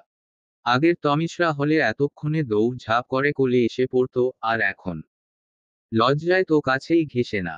হাহা লজ্জাবতী। তমিশরারা ঢাকায় আছে আজ 15 দিন হতে চলল। সব মিলিয়ে বেশ ভালোই দিন কাটছিল, তাই তো চোখের পলকেই শেষ হয়ে গেছে। আর ভালো কাটবেই না, তমিশরার মায়েরা 3 বোন একসাথ হয়েছে। নিঃসন্দেহে ওরা কাজিনরা একসাথে থাকলে খুশিগুলো নিজ থেকেই ধরা দেয়। আর 2 দিন বাদেই রেজাল্ট দিবে, বিন্দুমাত্র চিন্তা তাদের নেই। ঠিক করে রেখেছে রেজাল্ট বেশি সুবিধার না হলে তমিশরা, ইহান, শিহান বাসা ছেড়ে এক পাতেই লাপাত্তা হবে। যদিও তারা বরাবরই ভালো স্টুডেন্ট। বর্তমানে 3জন মিলে ছাদে দাঁড়িয়ে কিছু একটা করছে, মনোযোগ দেখে মনে হচ্ছে বুঝি পৃথিবীর সবচেয়ে গুরুত্বপূর্ণ কাজটাই করছে। আসলে তমিশরা মাহতাবের জন্য তার অনুভূতিগুলো ওদের সাথে শেয়ার করছিল, সাথে ওর সমস্যাটাও। শিহান বুদ্ধি দিল যে তমু তোর ফোন আছেই, একটা ফেসবুক অ্যাকাউন্ট খুলে ফেল, আর মাহতাব সাহেবকে অ্যাড করে ফেল। ব্যাস উনাকে রোজ দেখতে পারবি। তোর সমস্যা সমাধান। তমিশরার কাছেও আইডিয়াটা জোস লাগলো। যে কথা সেই কাজ। এখন 3জন জীবনমরণ এক করে আবিরের অ্যাকাউন্ট খুঁজে চলছে। এতক্ষণ শিহান, তমিশরা চেষ্টা করেছে, এখন ইহান করছে। ইয়াহু তমুক পেয়ে গেছি তোর মা। আর বলতে পারল না সায়ের হাজির একে একে ওর পিছু বাকি সবাই। ইহান চুপি চুপি কাজ সেরে ফোন অফ করে তমিশরাকে দিয়ে দিল। এক পর্যায়ে তমিশরা কৌতূহল বশত সায়ের কাছে নিজের ছোটবেলার ফটো দেখতে চাইছিল। সায়েরও ফোন বের করে দেখাচ্ছে, তমিশরা ছবি দেখার চক্করে বেশ ঝুঁকে গেছে। শুকানোর জন্য চুল আগে থেকেই খোলা রেখেছিল, যার দরুন বাতাসে চুলগুলো গিয়ে সায়েরের মুখের কাছে ঠেকছিল। এমন একটা পরিস্থিতিতে সায়ের একটা ঘোরের মধ্যে চলে গিয়েছে। ঘোর লাগা দৃষ্টিতে তাকিয়ে আছে তমিশরার দিকে। বাতাসের দাপটে ছোট ছোট চুলগুলো বেশ উড়াউড়ি করছিল, যা ওর দেখায় ব্যাঘাত ঘটাচ্ছিল। সায়ের ব্যস্ত হাতে তমিশরার চুলগুলো কানে গুজে দিতেই একটা বিকট চিৎকারে ছিটকে পড়ল দুজনেই। মাত্রই সুস্মিতা ছাদে এসেছিল, এসেই সায়েরকে তমিশরার এত কাছাকাছি দেখতেই ভাইয়া বলেই লজ্জা পাওয়ার ভঙ্গ ধরে মুখে হাত চেপে ধরল, যেন কি মহাভারত দেখে ফেলেছে সে। সিফাত জিজ্ঞেস করল, কি হয়েছে অমন সারের মতো চিল্লাপাল্লা করছিস কেন? সুস্মিতা বলে উঠল, এহো সায়ের ভাই আর তমিশরা প্রেম করছে। সবাই তার কথায় বেশ অবাক হয়। দুপুরে খাওয়ার টেবিলে বসেও এসব কথা বার্তা বলেছিল বড়দের সামনে। সায়ের বেশ লজ্জিত হয়েছে এতে। হ্যাঁ, তমিশরার প্রতি তার ভালোবাসা আছে, কিন্তু এভাবে সবার সামনে। সিফাত অবশ্য বেশ বকে দিয়েছে, সাথে ইহানও বলেছে আপুই আমরাও ছিলাম ওখানে, নিশ্চয়ই প্রেম লুকিয়ে লুকিয়ে করে, সবার সামনে নয়। সবাই সুস্মিতা ছোট মানুষ বলে কথাটা এড়িয়ে গেছিল, যার সায়ের কিছু বলতেও পারেনি। তমিশরা অবশ্য ব্যাপারটা নিয়ে তেমন মাথায় ঘামায়নি, নিছক মজা ভেবেই উড়িয়ে দিয়েছে। এই ঘটনায় সায়েরের মন মেজাজ খুব চটে আছে। সন্ধ্যায় আড্ডাটা সায়ের রুমেই বসেছে। এক ফাঁকে তমিশরাকে অন্যমনস্ক দেখে সায়ের কারণ জিজ্ঞাসা করতেই ইহানের মুখ ফসকে বেরিয়ে যায়, মাহতাব ভাইকে মিস করছে, এ ধরনের একটা কথা। কাজিনরা স্বাভাবিকভাবেই দুষ্ট হয়, কথার কথায় মাহতাবের সাথে পরিচয় থেকে সব কিছুই তমিশরা ফতাফত বলে দেয়। সবাই এটা ওটা নিয়ে তমিশরাকে খেপাচ্ছিল। ঠিক এতক্ষণই শিহান বেচারা বলে উঠল, আমার কাদাহীন সাদা মন নিয়ে বলছিল, তোকে মাহতাব ভাইয়ের সাথে বিয়ে দিয়ে দিব। তমিশরাও মজার চলে বলে উঠল, মন্দ নয়। বলেই ওরা হেসে গড়াগড়ি খাচ্ছে, যেন মহান কোনো কথা বলে উদ্ধার করেছে। অপরদিকে কথাগুলো সায়েরের বুকে কাটা ন্যায় বিঁধল। তমিশরার প্রতি নিয়ে সায়েরের ভালোবাসা সম্পর্কে উপস্থিত সায়ের নিজে আর সিফাত জানত শুধু।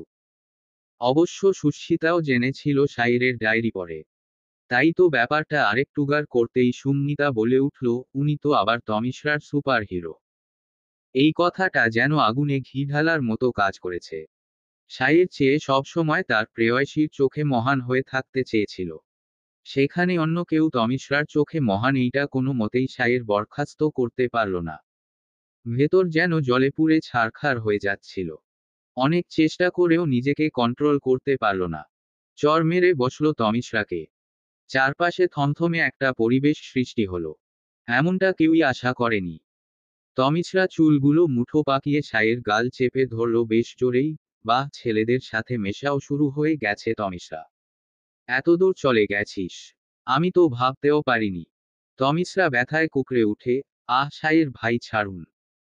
সাইয়ের এক ঝটকায় তমিশ্রাকে ছাড়িয়ে তমিশ্রাকে রুম থেকে বের করে দিয়ে বলে উঠে, আর কখনো আমার সামনে আসবি না, চলে যা এখান থেকে বেহায়া মেয়ে একটা, কতবার নিষেধ করেছি আমার সামনে আসবি না। সকলেই হতবাক হয়ে গিয়েছিল, এমনটা কেউই আশা করেনি। শিহান চলে গেল তমিশ্রাকে বুঝাতে আর সিফাত সাইয়েরকে। শুধু একজনে মনে আনন্দে নাচতে শুরু করল।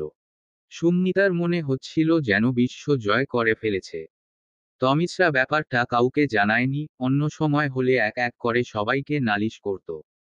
খাবার টেবিলে ও বেশ স্বাভাবিক ছিল, যা দেখে সাইয়ের কিছুটা বিচলিত হয়ে গেছে। এমন তো হওয়ার কথা নয়, বরং এতক্ষণে তুলকালাম কাণ্ড বিধে যাওয়া দরকার ছিল। একবার মনে হচ্ছিল সরি বলে দিতে। তমিশ্রা শ্যামবর্ণের গালে এখনো কিছুটা দাগ বিদ্যমান, ভালো করে খেয়াল করলেই বোঝা যায়। কলিজাটা ধক করে উঠল, মনে মনে ভাবল কালকে সকালে মানিয়ে নিবে। সকাল 12 বাজে প্রায়, তমিশ্রা কোচিং শেষ করেই বাসার দিকে রওনা হলো। কালকে ওই ঘটনা মনে বেশ দাগ কেটে গেছে, তাই তো বায়না ধরে রাত 1টার লঞ্চ ধরে চলে এসেছে। সাইয়ের ভাই হয়তো জানেও না। দীর্ঘশ্বাস ফেলল তমিশ্রা। সিদ্ধান্ত নিয়েছে সত্যি সত্যিই আর উনার সামনে যাবে না। বাসায় একা ভালো লাগছিল না, বিধায় মিহিতার সাথে কথা বলে আজকেই কোচিংয়ে চলে এসেছে। একটু সামনে এগোতেই দেখতে পেল আবির। মনটা যেন খুশিতে নেচে উঠল।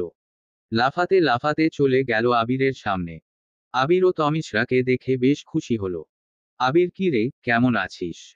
তমিশ্রা চমৎকার এক হাসি দিয়ে বলল, তোমাকে দেখে এখন বেশ ভালো। আবির ভ্রুকুচকে তাকালো, তাই নাকি? তো তোর ঢাকার টিপ কেমন কাটলো? কথা শোনায় মাত্রই ওর কালকের কথা মনে পড়ে গেল। মুহূর্তে কান্নায় সব দলা পাকিয়ে এলো। না চাইতেও তমিশ্রা কেঁদে ফেলল। কাঁদতে কাঁদতে হেঁচকি উঠে গেছে যথারীতি। আবির একটু ভড়কে গেছে, তমিশ্রাকে নিয়ে পাশেই পার্কে প্রবেশ করল। তারপর একটা বেঞ্চে বসিয়ে কান্না থামাতে বলল। মেয়েটা কাঁদলে যে তার ভীষণ কষ্ট হয়। আবিরও কান্না থামা, আইসক্রিম কিনে দিব। তমিশ্রা এতক্ষণে থেমেও গেছে, চোখ বড় বড় করে বলল, এই শীতকালে? আবিরহা, তবে কান্না থামাতে হবে। তমিশ্রা থেমে গেছে। আবির উঠে গেল আইসক্রিম আনতে। তমিশ্রা এবার চমৎকার একটা পার্থক্য খুঁজে ফেল সাইয়ের আর আবিরের মধ্যে। সাইয়ের তমিশ্রা আঘাত করতে ভাবে না, অথচ আবির সব সময় আগলে রাখে। আবির একদম তমিশ্রাকে নিজের মতো করে বুঝে, প্রাধান্য দেয়। হ্যাঁ, সত্যি সত্যিই তুমি আমার সুপার হিরো। আবির দুটো আইসক্রিম নিয়ে হাজির হয়। আইসক্রিম ওর পছন্দ না, আর এই শীতকালে তো মোটেও না। এখন খেতে হবে, তমিশ্রার চাপে পড়ে। শুধু ওর জন্য একটা আনলে তো জীবনেও মুখে তুলবে না। তমিশ্রার পাশে বসে আইসক্রিম এগিয়ে দিল। ইতিমধ্যেই তমিশ্রার কান্না থেমে গেছে। আইসক্রিম পেয়েই খেতে শুরু করেছে, আপাতত সম্পূর্ণ মনোযোগ আইসক্রিমের উপর। দেখলে কেউ বলবে না, খানিকক্ষণ আগেও মেয়েটা প্যাচ প্যাচ করে কেঁদেছিল। অবশ্য ওর কান্নায় এমন, এই তো কাঁদছে, আবার কান্নার মাঝেই হেসে কুটি কুটি। তমিশ্রা খাওয়ার এক ফাঁকে লক্ষ্য করল, আবির খাচ্ছে না। একি, আপনি খাচ্ছেন না কেন? ও, এই ব্যাপার, খোসা ছাড়াতে পারছেন না? আমি ছাড়িয়ে দিহা। বলেই নিজের আইসক্রিমটা আবিরের হাতে দিয়ে, আবিরের হাত থেকে ওর আইসক্রিম নিয়ে খোসা ছাড়াতে লাগলো। তার ভাবখানা এমন যেন কোনো মহান কাজ সাধন করছে। আবির মূলত এর অপেক্ষাতেই ছিল, ও যে সবসময় এমন করে। এই তো হয়ে গেছে, নিন বলে আবিরের দিকে ফিরতেই অবাক হয়ে বলল, কি হলো এইটা? আপনি আপনি আমার আইসক্রিম খেয়ে ফেললেন। আবির, আরে হয়েছে হয়েছে, আর এত অবাক হওয়া লাগবে না। এইটা কি নতুন নাকি? এইবার এইটা খান। আপনি যে এই জন্য নিয়েছেন আমি জানি। তমিশ্রা বেশ মনক্ষুণ্ণ হলো, তাকে এভাবে না বললেও পারত। মুখ ভেঙচে বলে উঠল, ওই যে কথায় আছে, উপকারী কে বাঘে খায়। আবির অবাকের চরম পর্যায়ে, তার মুখে দিয়ে কথা বেরোল না। আসলেই কি তমিশরা ওর উপকার করছিল? আপাতত মুখ ভার করে বসে আছে তমিশরা। আবির পড়েছে মহাবিপাকে। আবির, মুখটা এমন পেঁচার মতো না করে, বল তখন কি হয়েছে যে এমন মরা কান্না কাঁদতেছিলি? তমিশরা, আপনি আমায় প্যাঁচা বলতে পারলেন, মাতা ভাই। আবির, আরে না, তুই তো তোতা পাখি। তমিশরা, না আপনি প্যাঁচা বলেছেন।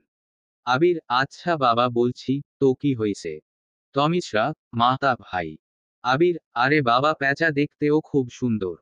কিউট অনেক, দেখিসনি নাকি? তমিশরা, কেমনে কিউট? আর আমি তো ছবিতে দেখেছি, কই কিউট? আবির, ও তো দিনে দেখা যায় নাকি? নিশাচর প্রাণী। তমিশরা, তবে আমি না দেখে বিশ্বাস করছি না হু। আবির এবার বেশ চটে গেল। আচ্ছা তোর কিছুই করা লাগবে না। তুই বরং থাক, হ্যাঁ, আমি গেলাম।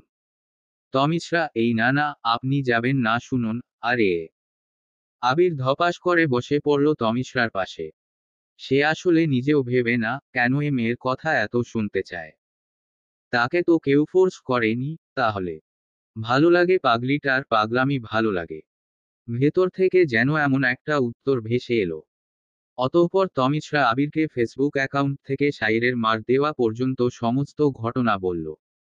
আবির, তুই ফেসবুক অ্যাকাউন্ট খুলেছিস? তমিশরা, হ্যাঁ। আবির, বাবা, আচ্ছা এক মিনিট, তোর ওই রবার্ট ব্রুস শাইয়ের ভাইকে কি এমন বলেছিলি, আমায় নিয়ে যে চর পর্যন্ত চলে গেছে? তমিশরা এবার হাঁসফাঁস করতে লাগলো। এই রে, বেচারি এই প্রশ্নের ভয়টাই এতক্ষণ যাবৎ পেয়েছিল। কি হলো বল? আবিরের রামধুমক খেয়ে তমিশরা ফতাফত সব বলে দিয়েছে। আবির বেশ বিস্ময় নিয়ে তাকিয়ে আছে তমিশরার দিকে। ও যত দেখছে তত অবাক হচ্ছে, কিছুতেই বুঝতে পারছে না এই মেয়েকে। তমিশরা যে কিছু একটা বলার জন্য প্রস্তুত হচ্ছে, ওর মুখ দেখেই বুঝতে পেরেছে আবির। কি বলবে তাও কিছুটা আন্দাজ করতে পারছে। তমিশরা এখন এই কথাটা বলার পেছনে কারণ হিসেবে হাজারটা যুক্তি দাঁড় করাবে। অবশ্য বরাবরই তার যুক্তিগুলো ঠিকঠাক হয়। এই গুণটা তমিশরার ছোটবেলা থেকেই আছে। যদি ওর যুক্তি কোনো জ্ঞানী, গুণী মনীষীদের সামনে উপস্থাপন করত, তবে এতদিনে নিশ্চিত গ্রিনেজ বুক রেকর্ড ভেঙ্গে অস্কার বিজয়ী হতো। এর মধ্যেই তমিশরা বলে উঠল, কালকে আমার রেজাল্ট মনে আছে তো মাহতা ভাই?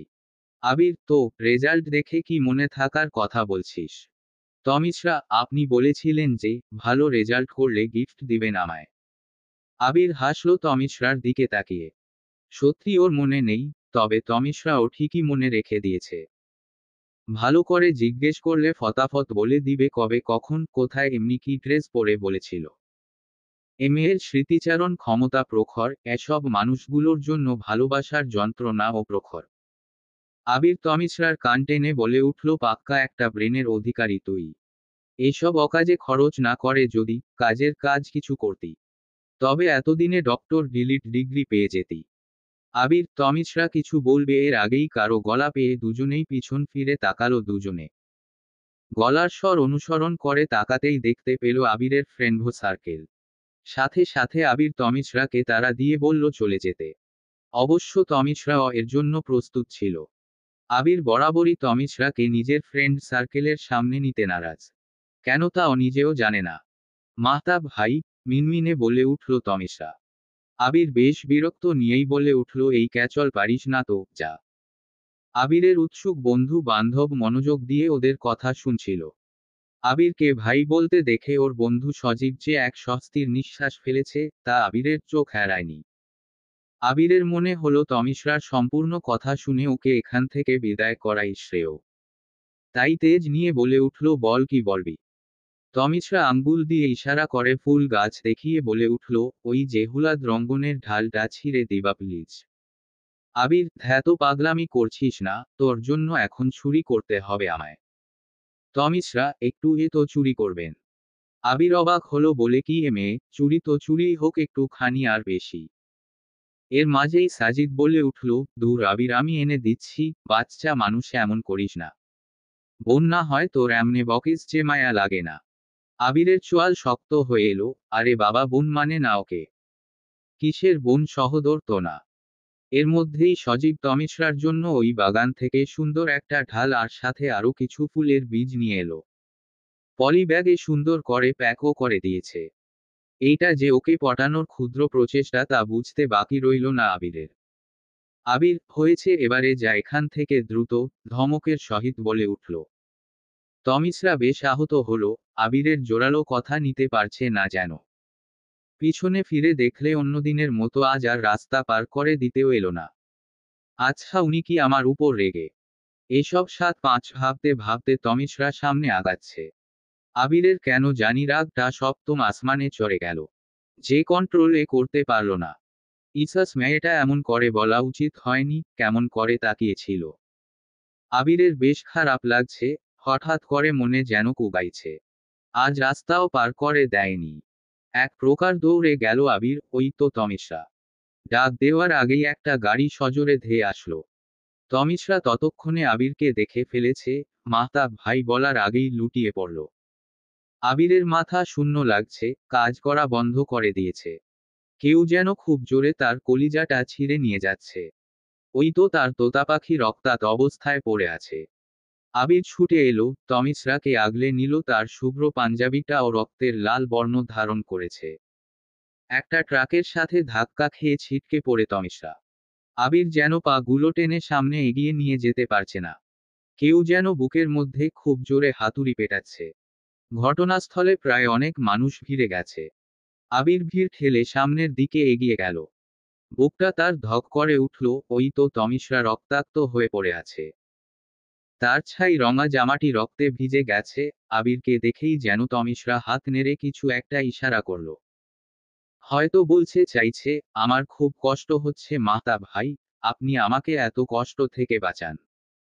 আপনি না আমার সুপার হিরো। আবির সাথে সাথেই বসে পড়ল, তমিশ্রাকে দুহাতে আগলে নিল নিজের বাহুডোরে। যা তমিশ্রা প্রখর ভাবে অনুভব করতে পেরেছে। খুদে পাখি ছানার ন্যায় আবিরের বুকে মুখ গুজল তমিশ্রা। নিভু নিভু চোখগুলো খুলে রাখাতে আপ্রাণ চেষ্টা করছে তমিশ্রা। সে খুব করে দেখতে চাইছে আবির কিভাবে তার কষ্ট দেখে কাতরাচ্ছে। কিন্তু আখিদয় ক্রমশ বন্ধ হয়ে আসে। তমিশ্রা ব্যথাতুর কণ্ঠে বলে উঠল, মাহতাব ভাই, আমার। আর বলতে পারল না, সাথে সাথে জ্ঞান হারালো। আবির বেশ ভয় পেয়ে গেল। তমিশ্রারও হাত ধরে ডাকতে লাগলো, এই পুচকি চোখ খোল, এই যে দেখ আমি তোর মাহতাব ভাই, তোর সুপার হিরো। রাগ করছিস? আচ্ছা সরি তো, এই কানে ধরছি, আর হবে না। সত্যি বলছি, প্রমিস। সাজিদ আবিরের বাহু ঝাঁকিয়ে বলল। আবির, ওকে হসপিটাল নেওয়া দরকার। সাজিদের কথা আবির বুঝল কি বুঝল না, শুধু মাথা নাড়ল। আবিরের বন্ধুদের একজন ইমার্জেন্সি অ্যাম্বুলেন্স কল দিল। তারপর তমিশ্রাকে নিয়ে ঝড়ের গতিতে ছুটে চলল হসপিটালে। সাজিদ আবিরের কাছ থেকে তমিশ্রার পরিবারের কারো নাম্বার চাইল, কিন্তু আবিরের মধ্যে তেমন একটা ভাবান্তর দেখা গেল না। আবির একবার তার দিকে তাকিয়ে আবার তমিশ্রাকে আঁকড়ে ধরে ভাবনার জগতে ডুব দিল। উপায়ন্তর না পেয়ে সাজিদ আবিরের বাবাকে ফোন দিয়ে সমস্ত ঘটনা জানালো। হসপিটালের বেডে শুয়ে আছে তমিশ্রা। এই আবির তার সম্পূর্ণ গোষ্ঠী সহিত নেমন্তন্ন করেছে। কি থেকে কি হয়ে গেল তমিশ্রা বুঝতে পারল না। পাশে ইহান, শিহান বসে আছে। শুনেছে গত একদিন যাবৎ অজ্ঞান ছিল, হয়তো এর মাঝেই এরা ঢাকা থেকে চলে এলো। এক এক করে সবার দেখা পেলেও তার সুপুরুষ মহাশয়কে দেখতে পেল না। আরও কিছুক্ষণ স্থির থেকে তমিশ্রা হাঁসফাঁস শুরু করল। একটু হেলে বসতেই তমিশ্রা ব্যথায় কুঁকড়ে উঠল। সাথে সাথে ইহান, শিহান দুপাশে হাজির হলো। এই না তমু, নড়িস না, নিষেধ আছে তো। তোর কি লাগবে বল, আমরা আছি তোর সেবায়। দুজনের এমন সব কথা বার্তায় তমিশ্রা বেশ বিরক্ত হলো। তমিশ্রার এদিক ওদিক চোখ বুলানো দেখে ইহান কিছু একটা আন্দাজ করতে পেরে জিজ্ঞেস করল, কাউকে খুঁজছিস তমু? তমিশ্রা মাথা নাড়ল। চকচকে চোখে চেয়ে শিহান বলল, আমি যদি ভুল না বলি, তুই কি মাহতাব ভাইকে খুঁজছিস? তমিশ্রা, হ্যাঁ, সবাই তো এলো, সুপুরুষ মহাশয় ছাড়া। ইহান, আচ্ছা শোন তবে। অতঃপর তমিশ্রার জ্ঞান ফেরা অবধি আবিরের সব পাগলামি গুলো বলল ইহান। সব শুনে তমিশ্রার খুশিতে উড়তে মন চাইছে। কিন্তু তার যে পা নাড়ানোই মানা। শিহান বলে উঠল, আমার তো মনে হয় আবির মাহতাব আমাদের তমু প্রেমে পড়ে গেছে। ইহান্স, আমারও তাই মনে হয়। তমিশ্রা বলে উঠল, মন্দ নয়। শিহান, আবার সে মন্দ নয়। ইহান মাথা নেড়ে বলল। যাই বলিস না কেন অকালপক্ক হয়ে গেছিস। ওরা খিলখিল করে হেসে উঠল, চারদিকে চেয়ে গেল ওদের হাসির কলতানে। বেলা গড়িয়ে 12টা বাজল। আজ ওদের যে সিরো রেজাল্ট দিবে, তমিশ্রাকে জানানো হয়নি। এমনিতেও মেয়েটার উপর কম ধকল যায়নি। কিছুক্ষণ বাদেই আবির তমিশ্রার রেজাল্ট নিয়ে হাজির হলো। একে একে সবার রেজাল্ট পাবলিশড হলো। ওরা জিপিএ 5 পেয়েছে। বর্তমানে আবির একদৃষ্টে তাকিয়ে আছে তমিশ্রার দিকে। তমিশ্রা বেশ ভড়কে গেল। ইহান, শিহান ফিসফিসিয়ে বলল, একে বলে পূর্ণ অভ্যন্তরীণ প্রতিফলন। তমিশ্রা ভেবেছিল আবির হয়তো বেশ বকে দিবে, তাই আগাম প্রস্তুতি ও নিয়ে রাখল। আবির তমিশ্রার মাথায় হাত বুলিয়ে দিল, ফের একদৃষ্টে তাকিয়ে ভাবনায় মগ্ন হল। তমিশ্রার অ্যাক্সিডেন্টের কথা শুনে সবাই ব্যস্ত হয়ে পড়ল, কিন্তু শাহির জানতেও পারল না।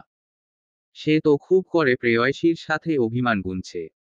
সেদিন ঘুম থেকে উঠেই যখন জানতে পারল তমিশ্রারা চলে গেছে, শাহির বেশ অবাক হল। পিচ্ছি একটা মেয়ে এতটা রাগ করতে পারে তা শাহির ঘূর্ণাক্ষরেও ভাবতে পারেনি। শাহির দ্বিগুণ রেগে গেল। অভিমান তাকে জেকে ধরল। বারবার মনে হচ্ছিল, ও আমায় বুঝলো না, আমি তো ওকে কোনো ছেলের সাথে সহ্য করতে পারি না, তাই এমন করেছিলাম। অভিমানের জাতাকলে পড়ে শাহির ভুলেই গেল তার প্রেয়সী এখনো বাচ্চা একটা। শাহির সিদ্ধান্ত নিল আমেরিকা চলে যাওয়ার। ওর জন্ম আমেরিকা, সে সুবাদে শাহির সেখানে সিটিজেনশিপ পেয়েছে। শাহিরের ওখানেই বেড়ে ওঠে। এরপর তমিশ্রা যখন একটু বড় হয়, ঠিক তখন তমিশ্রার মায়ার দর্পণ শাহিরের উপর আপতিত হয়, যার কারণে দেশেই থেকে গেছে। শাহির মৃদু হাসল, যার জন্য একসময় এ ভূমি ছেড়েছে আজ তার সাথেই অভিমান করে ফিরে আসা। খানিকক্ষণ বাদেই প্লেন ল্যান্ড করেছে। শাহির ব্যস্ততার তরিতে ছুটে চলছে প্রেয়সীর মায়ার সমুদ্র থেকে নিজেকে আড়াল করতে। সে না জেনেই এক আকাশ অভিমান পুষে রাখল। একবারের জন্যও জানতে পারল না, তার প্রেয়সী মৃত্যুর মুখ থেকে ফিরে এসেছে। দিনশেষে পাহাড়সম অভিমান তার কাছেই বয়ে গেল। আর ভুল বোঝাবুঝির পরিণামে নিজের হাতে গড়ে তোলা প্রেয়সীকে হারালো। তার প্রেয়সীর হৃদয়ের মালিকানা যে অন্যর কবজায় চলে গেছে, তা শাহের টেরও পেল না। দিনশেষে পেল এক হৃদয় হিম করা অভিমান, যা ছিল একান্তই তার। দীর্ঘ 1 মাস পর তমিশ্রা বাসা থেকে বের হলো। পা এখন পুরোপুরি ঠিক হয়ে গেছে। এই 1 মাস তমিশ্রা বেডরেস্টে ছিল। অদ্ভুত হলেও সত্যি তমিশ্রা এই কঠিন সময় বেশ উপভোগ করছিল, পড়ালেখা থেকে একদম মুক্ত। এর মধ্যে তমিশ্রার প্রধান কাজ ছিল আবিরকে জ্বালানো। সারাদিন খেয়ে আর মুভি দেখেই কাটিয়েছে। কখন কোন মুভি দেখবে তাও আবিরের বলে দেওয়া লাগতো। আবির ও কিছু বলতো না। তমিশ্রা মনে হতো দিনগুলো এমনই যাক, তার এর চেয়ে বেশি সত্যি আর কিছু প্রয়োজন ছিল না। আজকে মূলত বেরিয়েছে বান্ধবীদের সাথে ঘুরবে বলে। অনেক দিন পর হওয়াতে বাসায় না করেনি। ওর নবমের ক্লাস আরও 1 মাস আগেই শুরু হয়ে গেছে। তমিশ্রা পরশু থেকে ক্লাস করবে, সমাপ্তি ঘটবে তার স্বাধীন জীবনের। তাই শেষ সময়ে আবিরকে আরেকটু জ্বালাতে এসেছে, এ যেন না হলেই নয়। আসার সময় ড্রেস ও চয়েজ করা নিয়েও আবিরকে বেশ জ্বালিয়েছে।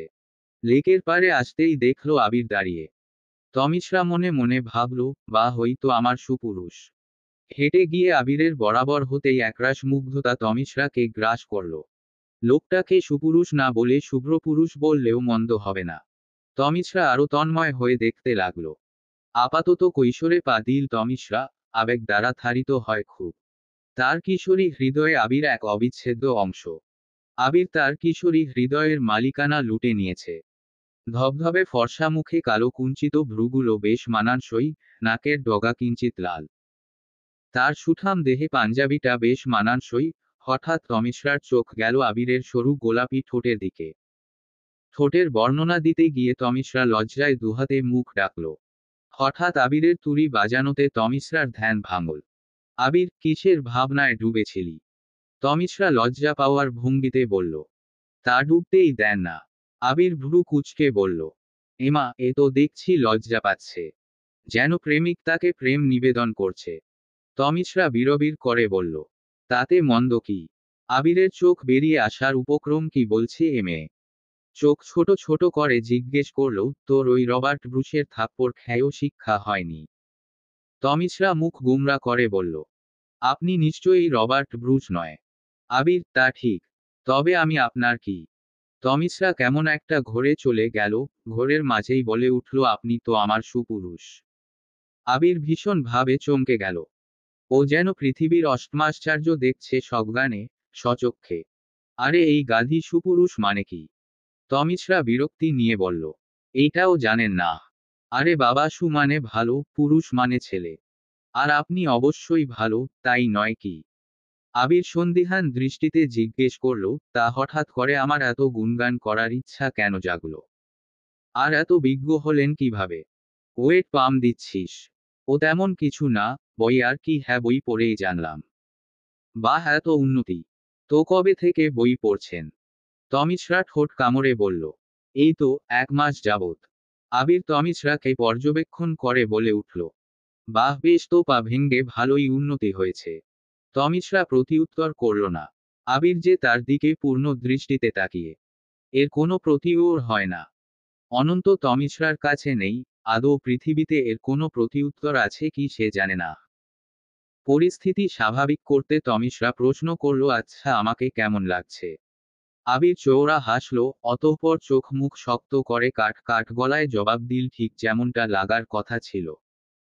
তমিশ্রা কাচুমাচু হয়ে কিছু বলতে যাবে, আবির ফের বলে উঠল, 1.5 ঘন্টা যাবৎ ড্রেস পছন্দ করে দিয়েছি, ভালো না লেগে উপায় আছে? তমিশ্রা এবার ফিক করে হেসে দিল, গাউনটা দুপাশে ছড়িয়ে হালকা ঘুরে নেচে উঠল। গোধূলির লাল আভায় তমিশ্রার মুখ রক্তিম বর্ণ ধারণ করেছে। চারপাশে নরম ঘাসে কিছু বুনোফুল ফুটে আছে। পাশেই লেকের পানি যেন লোহিত ভাণ্ডার। আবির হাতগুলো ভাঁজ করে দাঁড়িয়ে মুগ্ধ নয়নে দেখছে তমিশ্রাকে, এই পড়ন্ত বিকেলে যেন আরেকবার নতুন করে প্রেমে পড়ল মেয়েটির, তার গুণলতার। ওরা একসাথে হাঁটতে শুরু করলো। হাঁটতে হাঁটতে তমিশ্রা এক পর্যায়ে দাঁড়িয়ে পড়ল। ঘাড় ঘুরিয়ে আবিরের দিকে তাকিয়ে শুধালো, আচ্ছা মাহতাব ভাই, বসন্তকালে কি সবার এমন হয়? আবির অবাক হয়ে জানতে চাইল যে এই বসন্তকালটা আবার কি। তমিশ্রা গালে হাত রেখে বলল, উমা, এত বড় হয়ে আপনি জানেন না? আবিরের এর মাথা কি মন্ডু কিছুই বুঝতে পারল না। তমিশ্রা আবার বলতে লাগলো, ওই যে বইয়ে লিখা, কি যেন উমম, হ্যাঁ মনে পড়েছে, বয়ঃসন্ধিকাল। আবির যেন অবাকের চরম পর্যায়ে, তবে সে জানে এই বয়ঃসন্ধিকে বসন্ত বলার কারণ হিসেবেও একটা যুক্তি দায়ের করবে তমিশ্রা। তাই তো সে ঐতিহ্যবাহী যুক্তি শোনার আশায় আবির জিজ্ঞেস করল, তা এটা কেন বলিস? তমিশ্রা বিজ্ঞের নয় বলতে লাগলো। আচ্ছা শোনেন তবে, বয়ঃসন্ধিকালের যেমন মন প্রাণের পরিবর্তন আসে, বসন্তকালেও তো তেমন নতুন ফুল ফোটে, পাতা গজায়। আবির তমিশ্রার মাথা গাঁটটা মেরে বলল। ওরে আইনস্টাইনের দাদিরে, তাই তো বলি, এমন যুক্তিবিদ্যা নিয়ে তো খুব শীঘ্রই গিনেজ বুক রেকর্ড করতে চলেছিস। তমিশ্রা বড় বড় চোখ করে তাকিয়ে আছে, বুঝতে চেষ্টা করছে আবির কি অপমান করল নাকি প্রশংসা। আবির সহিন্দিহান দৃষ্টে তাকিয়ে বলল, তা তোর প্রাণের কি এমন পরিবর্তন হয়েছে রে? তমিশ্রা মুখ ভেঙচে সামনে এগিয়ে গেল। আপাতত সে ফুচকা খাওয়ার চিন্তায় মগ্ন। বেলা গড়িয়ে সন্ধ্যা নামবে প্রায়, আরেকটা দিনের সমাপ্তি ঘটতে চলেছে। স্মৃতির পাতায় যুক্ত হলো আরও একটি সুন্দর দিন। আজকের এই দিনটা তমিশ্রার কাছে বেশ স্পেশাল। এসব ভাবতে ভাবতে তমিশ্রা সামনে দিকে ছুটে চলল। আবির হাঁপাতে হাঁপাতে বলল, তমা থামো তো, আর পারছি না। তমিশ্রা ঘাড় কাত করে পেছনে তাকালো। তাই বুঝি আমাকে ধরতে পারলেন না? এমন পিচ্ছি একটা মেয়েকে। অনেক হাঁটাহাঁটি হয়েছে, এবার চল, এতেই পা ব্যথায় শুরু হবে। তখন দেখবি যে, হাঁটতেই পারছিস না। তমিশ্রা আনাড়ি কণ্ঠে বলল। কিচ্ছু হবে না, আপনি আছেন তো। আবির ভ্রু কুঁচকে ফেলল। বাহ, তোর কি মনে হয় তোর বাবা আমাকে বিনি পয়সায় কামলা রেখেছে? তমিশ্রা মুখ ফুলিয়ে বলল। বাপকে টানছেন কেন? কাজ তো করছেন আমার। আবির কথা বাড়ালো না, তমিশ্রাকে নিয়ে হাঁটতে লাগলো বাসার পথে। কিছুক্ষণ পর আবিরের কথাকে সত্যি প্রমাণিত করে তমিশ্রার পায়ে ভীষণ ব্যথা শুরু হলো। আবির বেশ চটে গেছে, কিন্তু ওর মুখের দিকে তাকিয়ে আর কিছু বলতেও পারল না। অগত্যা তমিশ্রাকে কোলে তুলে নিয়ে হাঁটা ধরল। তমিশ্রা যেন কেঁপে উঠছে, হঠাৎ তার উপর যেন দুনিয়ার সমস্ত লজ্জা তমিশ্রার মধ্যে ভর করল। লজ্জায় যেন তার কান গরম হতে শুরু করেছে। আচ্ছা, এই প্রথমবার যে এমন ঘটনা তা তো নয়, বরং বেশ কয়েকবার এমন পরিস্থিতি সামলেছে। বিশেষ করে হসপিটাল যখন ছিল, আবির নিজের কোলে করেই তমিশরাকে নিয়ে গিয়েছে সব জায়গায়। তখন তো এমন অনুভূতি হয়নি, তবে আজ কেন? আবির ফিসফিসিয়ে বলল, বসন্তকালের কামাল এটা, বুঝিসনি? তমিশরার ইচ্ছে করল লজ্জায় মাটির সাথে মিশে যেতে। কিন্তু তা আর করতে হলো না, আর একটু সামনেই অটো পেয়ে গেল। আবির তমিশরাকে নিয়ে ওদের বাসা অবধি গেল। তমিশরার মা শাহানা বেগম তো তমিশরাকে আচ্ছা করে বকে দিল। আর আবির ওকে তো কত পরিমাণ ধন্যবাদ জ্ঞাপন করেছে হিসেবও নেই। মায়ের হাত ধরে ভিতরে প্রবেশ করল তমিশরা। আবির চলে যেতে চাইলেও শাহানা বেগম যেতে দেয়নি। নাস্তা সেরে তবেই আবির ছাড়া পেল। আবির চলে যাওয়ার পর তমিশরা নিজের রুমে যাওয়ার জন্য পা বাড়ালো। এতক্ষণ তো ড্রয়িং রুমে বসেছিল। আজকে বাসার সবাই আবিরের প্রশংসায় পঞ্চমুখ। এসব ভাবতে ভাবতেই হাঁটছিল ও। নিজের রুমে প্রবেশ করতেই চমকে গেল, এই কাকে দেখল তমিশরা। অস্ফুটে বলে উঠল, সায়ের ভাই। হ্যাঁ, সায়ের তমিশরার প্রতি অভিমান ভেঙ্গে কালকে দেশে ফিরেছিল। আজকেই চলে আসে তমিশরাকে দেখতে। কিন্তু সে যে আরেকবার ভেঙে গেল বাজে ভাবে। তমিশরা কিছু বলতে পারছে না। যদিও সায়েরকে এখন আর সে তোয়াক্কা করে না। তবে এ মানুষটা তার একসময়ের ভাবনার কেন্দ্রবিন্দু ছিল। তমিশরাকে কিছু বলার সুযোগ না দিয়েই সায়ের তাচ্ছিল্যের স্বরে বলে উঠল, এটা দূর চলে গেছিস ভাবতেও পারিনি আমি। তমিশরা থমথমে গলায় বলল, আপনি যা ভাবছেন আসলে তা নয়, ব্যাপারটা হচ্ছে যে হয়েছে থাক, আমার আর শোনার ইচ্ছে নেই। শাইরের তাচ্ছিল্য ভরা কণ্ঠস্বর। তমিশরাও এবার রেগে গেল, বেশ বিরক্ত নিয়ে বলে উঠল, তবে এখানে কেন দাঁড়িয়ে আছেন? সংলাপ বাকি। আচ্ছা শুনুন তবে, আমি ভালো আছি আলহামদুলিল্লাহ। আশা করি আপনিও আছেন। আর চিন্তা করবেন না আপনাকে আর বিরক্ত করব, আমি অনেক ক্লান্ত, এখন আসতে পারেন। শাইরের মাথায় যেন আকাশ ভেঙ্গে পড়ল, এক মুহূর্ত ও দাঁড়ালো না। তার হৃদয়ে যে রক্তক্ষরণ শুরু হয়ে গেছে। তমিশরার মনটা বেশ খারাপ হয়ে গেল। শাইরের কাছে থেকে সেদিনের ব্যবহারটা সত্যি আশা করেনি কখনো। তেমনি আজকেও এমন ব্যবহার করতে চায়নি। ভারাক্রান্ত মন নিয়ে জানলার পাশে দাঁড়িয়ে চাঁদ দেখছিল তমিশরা।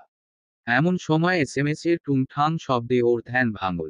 মোবাইল হাতে নিয়ে দেখল আবির টেক্সট করেছে, আমি জানি তুই এখনো দাঁড়িয়ে দাঁড়িয়ে চাঁদ দেখছিস। শোন, এত না ভেবে ফ্রেশ হয়ে শুয়ে পড়, এমনিতেও আজ সারাদিনে অনেক ধকল গেছে। ঘুমিয়ে পড়, হ্যাঁ, শুভ রাত্রি। তমিশরা হাসল, এখন আর কোনো খারাপ লাগা কাজ করেছে না। সব সেরে শুয়ে পড়ল, ক্লান্ত থাকায় সাথে সাথেই চোখে যেন রাজ্যের ঘুম এসে ভর করেছে। রাত 12টা বাজে। তমিশরা বিছানায় এপাশ ওপাশ করছে কিন্তু কিছুতেই ঘুম আসছে না। না চাইতেন আবিরের কথা মনে পড়ছে। এভাবে অনেকক্ষণ কেটে গেল, তমিশরা চেয়েও নিজেকে স্থির রাখতে পারল না। তাই সব সংকোচ কাটিয়ে আবিরকে ফোন দিল। ফোন রিং হতে হতেই কেটে গেল। তমিশরা ভাবল ঘুমাচ্ছে হয়তো। ফোন রাখতে যাবে, ঠিক তখনই স্ক্রিনে শুভ্র পুরুষ নামটা ভেসে উঠল। ফোন রিসিভ করে তমিশরা চুপচাপ বসে আছে, কোনো কথাই খুঁজে পাচ্ছে না। তার শব্দ ভাণ্ডার যেন ফুরিয়ে এসেছে। আবির ঘুমো ঘুমো কণ্ঠে বলে উঠল, কি রে, কি হলো? হঠাৎ করেই যেন তমিশরা আবিরের কণ্ঠস্বর এর ঘোরে চলে গেছে। সংকোচ কাটিয়ে প্রশ্ন করল, আচ্ছা মাহতাব ভাই, প্রেমে পড়লে কি হয়? আবির বেশ অবাক হলো। এত রাতে শুধুমাত্র এই প্রশ্নের উত্তরের জন্য তাকে ফোন দিয়ে ঘুম ভাঙিয়েছে মেয়েটা। বাহ, প্রেম! এই তো তোর মতো ঘুম আসে না। মাঝরাতে মানুষকে ফোন করে প্রশ্ন করে প্রেমে পড়ল কি হয়? তমিশরা মুখ ফসকে বলে উঠল, তবে আমি কি আপনার প্রেমে পড়েছি? পরক্ষণেই মনে হলো, এইটা কি বলেছে ও? লজ্জায় তমিশরার মাথা কাটা গেল। তমিশরা সাথে সাথে ফোন কেটে দিল। আবির কয়েকবার হ্যালো হ্যালো করে বুঝতে পারল লাইন কাটা। মৃদু হেসে বলল, আমি তো রোজ রোজ তোর প্রেমে পড়ি গুণলতা। সকালের সূর্যি মামা অনেক আগেই উদয় হয়েছে। কর্মব্যস্ত মানুষগুলো ছুটে চলছে। সময়টা ফেব্রুয়ারির, শীত এখনো যায়নি, গাছে গাছে থোকা থোকা শিমুল ফুটে আছে। তমিশরা আজ বেশ সকাল সকাল উঠে পড়েছে। আজ স্কুলে যাবে, অ্যাক্সিডেন্টের পর 1 মাস ক্লাস করতে পারেনি। তাই আজ বাবার সাথে স্কুলে এসেছে। এতদিন ক্লাস করেনি, তাই স্যারদের সাথে একটু আলাপ আলোচনা করতে আসা। তমিশ্রাকে দেখে তো ওর বন্ধুমহল যেন হাতে ঈদের চাঁদ পেয়েছে। মিহিতা আর তনিমা তো কেঁদেই ফেলেছে। আজ হাফ টাইমেই স্কুল ছুটি হয়ে গেছে। স্কুলে বার্ষিক ক্রীড়া প্রতিযোগিতার প্রস্তুতি চলছে তাই। আপাতত তমিশ্রা, মিহিতা, তনিমা একসাথে দাঁড়িয়ে কথা বলছে। এমন সময় সায়াম, জায়েদ এসে উপস্থিত হলো। সায়েম, আমাদের কথার বরকতি আপাদের কথা কি শেষ হয়নি? জায়েদ, দীর্ঘ 1 মাসের বরকত এত দ্রুত শেষ হবে? তমিশ্রা, দেখ রাগ উঠাবি না বলছি, এমনিতেও মাথা যথেষ্ট গরম আমার। জায়েদ, আসলেই আবির ভাই ঠিকই বলেছে, এক্সিডেন্টের পর তোর মাথায় কিছুটা গন্ডগোল দেখা যাচ্ছে। তমিশ্রা, একদম উল্টা পাল্টা বলবি না বলে দিলাম। আর উনাকে তুই কোথায় পেয়েছিস? যদি সত্যি বলে থাকে তো উনার একদিন তো আমার যতদিন লাগে। সায়েম, কেন তুই জানিস না, উনি তো পাশেই কোচিং করে। তমিশ্রা, সত্যি? সায়েম, পুরোটা বলতে দে। তমিশ্রা, আমার এত কিছু জানা লাগবে না, হোক। তনিমা বেশ বিরক্ত নিয়েই জিজ্ঞেস করল, তাহলে তুই কি করতে চাস? সায়েম, আমাদের হবু দুলাভাইকে জ্বালাতে চায়, বলেই হো হো করে হেসে উঠল। ওরা সবাই মুখ টিপে হাসল, তারপর আবার একজোটে বলে উঠল দুলাভাই হলে অবশ্যই মন্দ নয়। বলে আবার হাসতে শুরু করল। তমিশ্রা, হাসাহাসি বন্ধ কর, এই তোরা কেউ কি এক্সট্রা অর্না এনেছিস? মিহিতা ভ্রু কুঁচকে ফেলল, নিশ্চিত এ মেয়ে কোনো ঝামেলা পাকাবে। তনিমা, কেন? কি করতে চাচ্ছিস? তমিশ্রা, তেমন কিছু না, উনাকে আমার মাথায় কি গন্ডগোল হয়েছে, তার একটা ট্রেইলার দেখাবো। তমিশ্রা একটা এক্সট্রা অর্না নিয়ে আবিরের কোচিং সেন্টারের দিকে গেল। খোঁজ করতেই জানতে পারল ওর ক্লাস শেষ হতে আরও 1 ঘন্টা বাকি। প্রথমে অপেক্ষা করার সিদ্ধান্ত নিলেও হঠাৎ মাথায় এক দুষ্টু বুদ্ধি চাপল। পরিকল্পনা মাফিক কোচিংয়ের একজন শিক্ষকের কাছে আবিরের ছুটি চাইল, নিজেকে ওর বোন দাবি করে। ওর না মুখ পেছানো ছিল, বিধায় উনি বুঝতেও পারেনি তমিশ্রার ভণ্ডামি। আবির মনোযোগ দিয়ে একটা লেকচার বুঝছিল। এমন সময় ওর নোটিশ এলো, এখানে আবিরকে। আবির উঠে দাঁড়াতেই ওই স্যার বলে উঠল, তোমার বাসা থেকে অভিভাবক এসেছে, তোমার ছুটি চেয়েছে। আবির ভীষণ অবাক হলো, তার কি এমন দরকার পড়ল বোধগম্য হলো না। এসব ভাবতে ভাবতে বইপত্র গুছিয়ে পা বাড়ালো। বাইরে এসেই দেখল কেউ একজন পিছন ফিরে দাঁড়িয়ে আছে। আবিরের মনে হলো ওর খালামণি হয়তো। আবির, খালামণি আজকে কেন এলো? ভালো করে চোখ পড়তেই আবির চমকে গেল। তবে রে বলে তমিশ্রার দিকে হাত বাড়াতেই তমিশ্রা একটু সরে গেল। ফলস্বরূপ আবিরের হাত ঠেকল তমিশ্রার চুলে, বাঁধন হারা হয়ে ছড়িয়ে পড়ল ওর কোকড়াটে চুলগুলো। তা অবশ্য আবিরের চক্ষুগোচর হয়নি। এর মধ্যেই আবির বলে উঠল, তুই খুব পাকনামো করছিস, দাঁড়া আজকে তোর খবর আছে। তমিশ্রা, তা কয়টার খবর মাহতা ভাই? আপনারও খবর আছে হু? আবির অবাক হয়ে বলল, তোর সাহস তো কম না, একে তো আমায় বিরক্ত করছিস, এখন আবার বলছিস খবর আছে। তমিশ্রা, আপনি কি আমার কম ক্ষতি করেছেন? বদনাম রটিয়েছেন আমার নামে পুরো বাংলাদেশে। আবির, আমি বদনাম রটিয়েছি? কি বদনাম রটিয়েছি শুনি, প্রমাণ দে। তমিশ্রা, আপনি সায়েমকে বলেননি, এক্সিডেন্টের পর আমার মাথায় গন্ডগোল পাকিয়েছে? আপনি জানেন এই কথা আবার বলার সময় দারোয়ান কাকা শুনে ফেলেছে। দেখা গেছে, পাত্রপক্ষ আমার বিয়ে ভেঙে দিবে এই কথার পরিপ্রেক্ষিতে।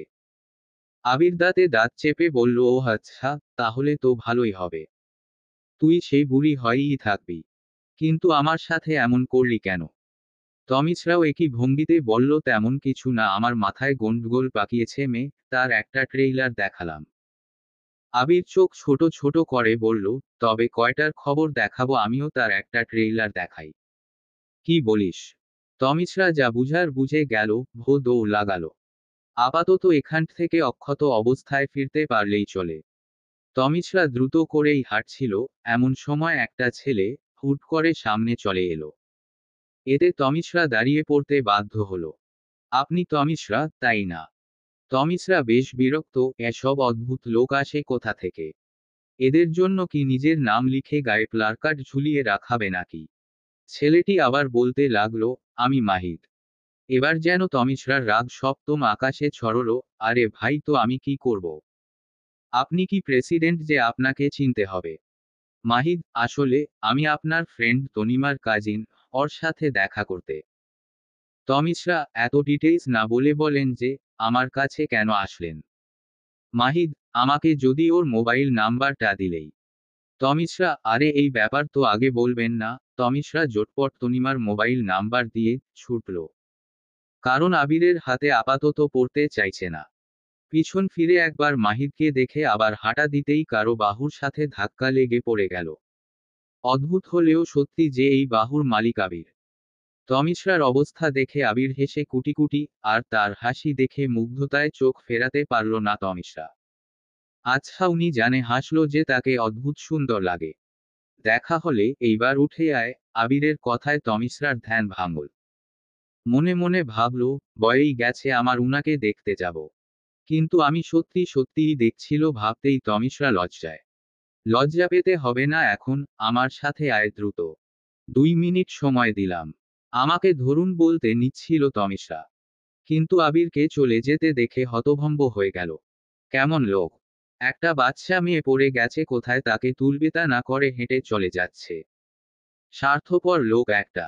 আবির পেছনে ফিরে বলল, আর 1 মিনিট লেট হলে কিন্তু একটা মারও মাটিতে পড়বে না। আসতেছি বলেই তমিশরা দ্রুত উঠে গেল। দুজনে হাঁটছে, কিন্তু কোথায় যাচ্ছে তা তমিশরা জানে না। আবির ওর দিকে তাকাতেই মুখ ভেঙচে দিল। বড়দের সাথে বেয়াদবি করলে মুখের দাঁত পড়ে যায়, বলেই তমিশরার মাথায় একটা গাঁটটা মারল আবির। এইটা একটু বেশিই বাড়াবাড়ি হয়ে যাচ্ছে না মাহতা ভাই? আবির দাঁতে দাঁত চেপে বলে উঠল, তা তো আমিও বলি, আমি তোর সহোদর নই, যে ভাই ভাই করতে হবে। দেখুন, আমি তো আপনাকে ইচ্ছা করে ভাই বলি না। তো কি করে বলো?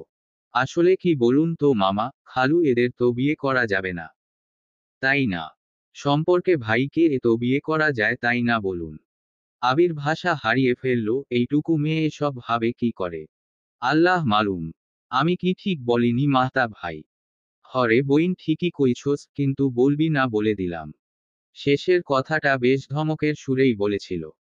তমিশরা কাদো কাদো হয়ে প্রশ্ন করল, তাহলে কি বলবো আপনি বলে দিন। জামাই বলিস। জামাই বলেই আবির গটগট করে হেঁটে চলে গেল সামনের দিকে। তমিশরা বেশ ভাবুক হয়েই বলে ফেলল, মন্দ নয়। আবিরের ইচ্ছে করছে নিজের মাথা নিজেই দেওয়ালে ঠুকতে। এ মেয়ে শুধরানোর নয়।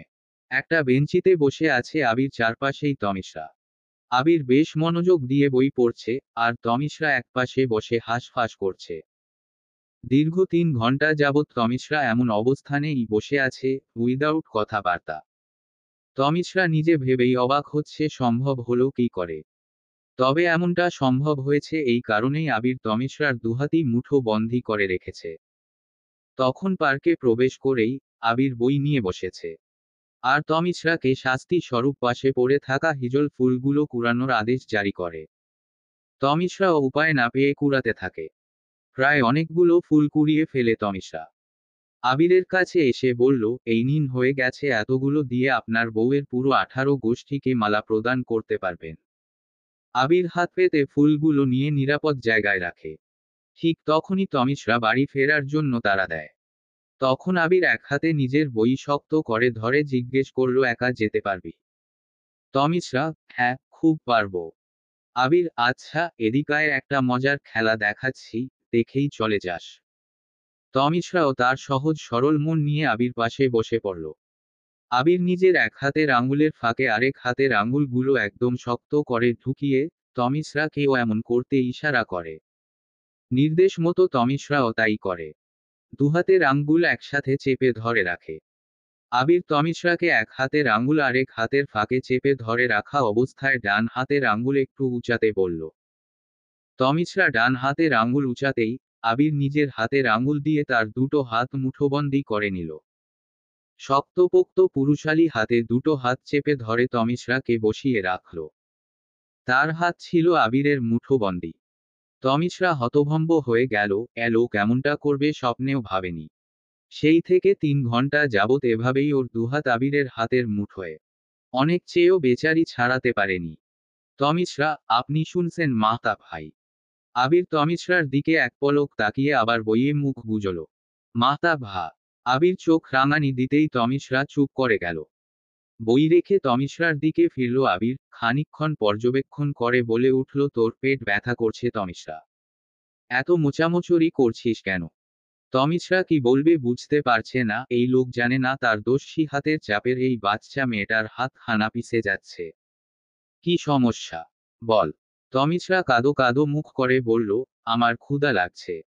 ক্ষুধা লাগছে? আবির একটু রসিকতা করেই বলল। হাত ছাড়ুন, সত্যি লাগছে খুব।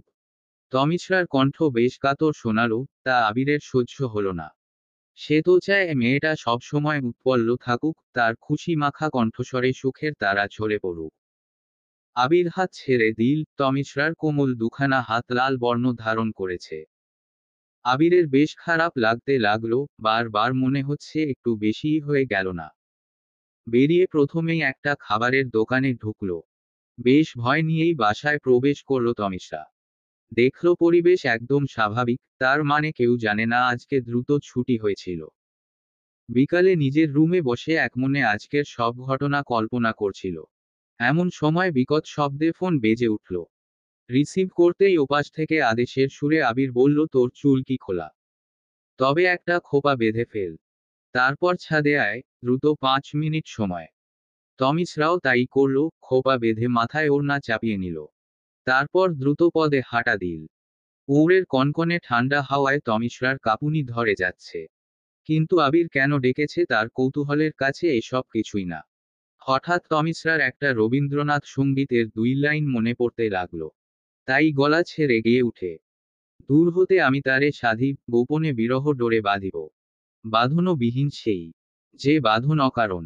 বলে থামতেই পেছনে থেকে সুমধুর কণ্ঠস্বরে কেউ গেয়ে উঠে, মায়াবন বিহারিণী, মায়াবন বিহারিণী, হরিণী, গহন, স্বপন সঞ্চারিণী।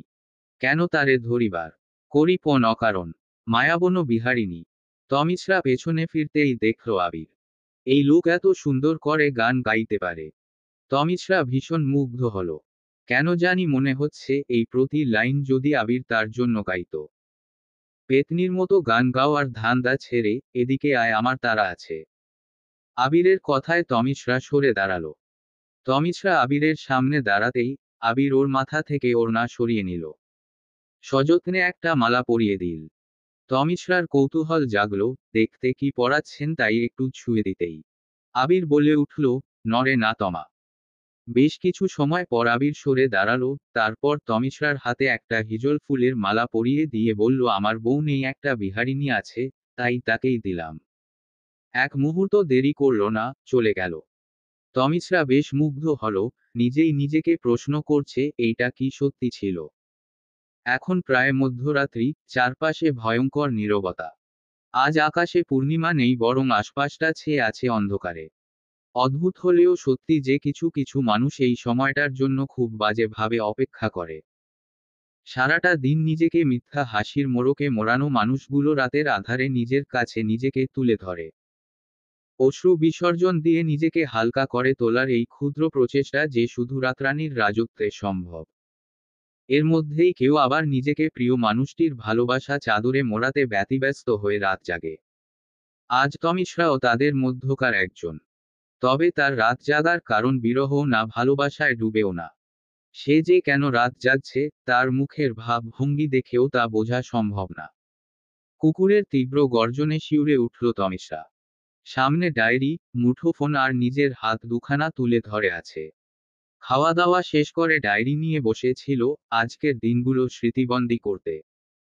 তখনই মনপটে ভেসে উঠে আবিরের সে নেশাক্ত সুরেলা কণ্ঠস্বর, হাতে মালা পরানো, নিজের হাত আবিরের মুঠোবন্দী হয়ে থাকার সময়টা। ব্যাস এইটুকুই যথেষ্ট ছিল তমিশ্রার উদাসী হওয়ার জন্যে। এমন উদাসীনতা কাটালো টুং করে ফোনে আসা নোটিফিকেশনটা। চেক করতেই দেখলো আবির একটি পোস্ট শেয়ার করেছে। ক্যাপশন লিখেছে, আমার বেখেয়ালি খুশিতে, তোমার মিষ্টি হাসিতে, খেলি চোখের জলে, আমি তোমার পাগল বলে। সাথে একটা ফটো যোগ করেছে, তাতে সে একটি মেয়ের হাত ধরে আছে, তাতে হিজল ফুলের মালা পরানো। তমিশ্রা বেশ জানে এটা তারই হাত, কিন্তু লিখাটা সত্যি কি তার জন্যে। সে থেকেই তমিশ্রা একবার নিজের হাত দেখছে তো একবার ফটোটা দেখছে, আর মেলাচ্ছে। রাত বাড়ার সাথে সাথে পাল্লা দিয়ে ঘুম নেমে আসছে তমিশ্রার চোখে, কিন্তু সে পণ করে নিয়েছে আজ কিছুতেই ঘুমাবে না। পাছে উনার এত যত্ন করে লাগানো মাথাটা এলোমেলো হয়ে না যায় এ ভয়। বাথরুমে গিয়ে চোখে মুখে পানি ঝাপটা দিল তমিশরা। তবুও ঘুম যাচ্ছে না, বরং বাড়ছে। যত যাই হোক ঘুম কাতুরে মানুষ কিনা। হঠাৎ একটা শব্দে লাফিয়ে উঠল তমিশরা, ফোন বাজছে। স্ক্রিনে ভেসে উঠল শুভ্র পুরুষ, এত রাতে আবিরের কল। তমিশরার অবাক হওয়ার মাঝেই ফোন কেটে গিয়ে আবার বাজতে লাগলো। একটা নয় বরং 7 মিসড কল। ফোন সাইলেন্ট থাকায় শুনতে পায়নি বেচারি। ফোন রিসিভ হতেই ওপাশ থেকে একটা ঘুমো ঘুমো কণ্ঠস্বর ভেসে এলো। আস্তে করে খোপাটা খুলে ফেল, একটা চুলও যেন না ছিঁড়ে। এবারে মালাটা খুলে বেডসাইডে রাখো। কি হলো শুনছিস তুই? শুনছি। তাহলে যা বলছি কর ফাস্ট। এমন কথা তমিশরার না মানার সাধ্য নেই। আবির কিছুক্ষণ পর প্রশ্ন করল, শেষ? কিছুক্ষণ পর তমিশরা বলে উঠল, হ্যাঁ শেষ। এবার লাইট অফ করে শুয়ে পড় দ্রুত। তমিশরা তাই করল। কয়টা কল দিয়েছি বলতে পারবি? 7টা কল মিস করেছিস। 7টা? কেন করেছিস? ফোন সাইলেন্ট ছিল মাহতাব ভাই। তমিশরা মিনমিনে গলায় বলল। আবির অবাক হয়ে বলল, কি ফোন কেন সাইলেন্ট থাকবে? তুই আবার প্রেম টেম করছিস না তো? তোর বাবা শুনছে কি করবে বল তো? উনার মেয়ে প্রেম করছে। ডিরেক্ট ইবনে সিনায় ভর্তি হবে। তমিশরা একরাশ বিরক্তি নিয়ে বলল, আরে হোক দূর, এমনি সাইলেন্ট ছিল, মিস্টেক। আবির, এত বড় একটা ব্যাপারকে তুই মিস্টেক বলে চালিয়ে দিচ্ছিস তমিশরা?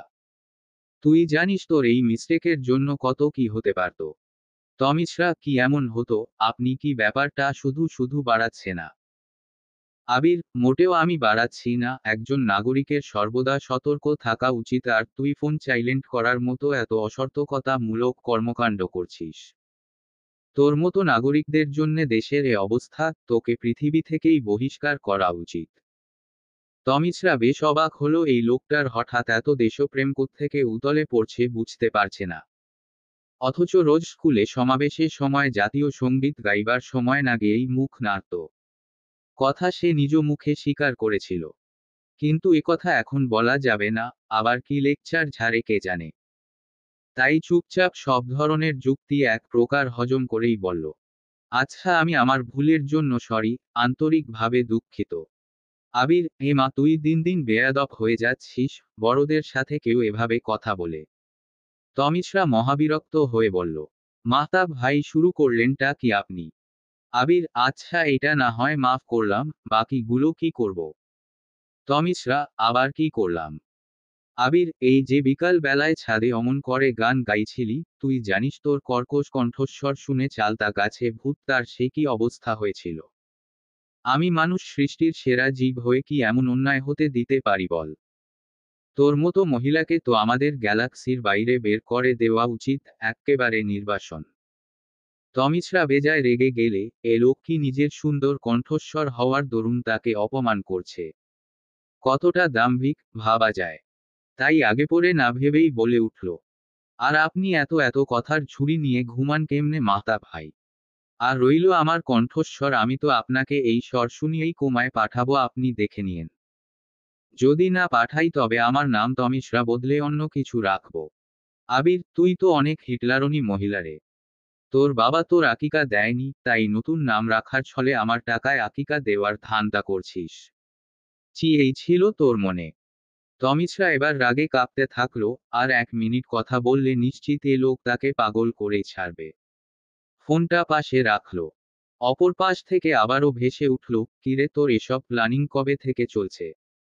তুই তো জঙ্গিদের মডারেটরকেও হার মানাবি রে। আমি তো দেশের ভবিষ্যৎ নিয়ে এখনই খুব শঙ্কায় আছি। তমিশরা চোখ বুঝল, এসব শুনে হাসবে না কাঁদবে বুঝতে পারল না। সকালের কড়া রোদ চোখে পড়তেই ঘুম ভাঙল তমিশরার। কাল আবিরের এসব কথা শুনতাই ঘুমিয়ে পড়েছিল। আজ একটু বেশিই দেরি হয়ে গেছে, ছটপট রেডি হয়ে স্কুলের জন্য ছুটল। বিরতির পর খেলাধুলার প্র্যাকটিস হবে, অতএব আর কোনো ক্লাল নেই। এখন টিফিন টাইম। মাঠের এক কোণে গোল হয়ে বসে আছে তমিশরা, মিহিতা, জায়েদ। সাইম শুধু তনিমা ছাড়া। জায়েদ, কিরে তনু কোথায় গেল মিহু? মিহিতা, আমি তো দেখিনি, ক্লাস শেষে তমরো সাথেই কথা বলতে বলতে সোজা এখানে চলে এলাম। সাইম, দেখ কোন কোনায় বসে আছে। আচ্ছা তমু, কালকে আবির ভাইকে কেমন ট্রেইলার দেখাইলি? তমিশরা একটা দীর্ঘশ্বাস ফেলে বলল, আর বলিস না, ট্রেইলার দেখাইতে গিয়া নিজেই চাঁদের দেশে গেছিগা। এর মধ্যেই তনিমা উপস্থিত হয়, তমিশ্রার কথা শুনে বলে উঠল, আহা তমু, এত কষ্ট কেমনে রাখিস? দেখি আমাদের একটু শোনা তোর চাঁদের দেশে যাওয়ার ঘটনাটা। তমিশ্রা ওদেরকে সব ঘটনা বলল। শুনে সবাই হাসতে লুটোপুটি খাচ্ছে।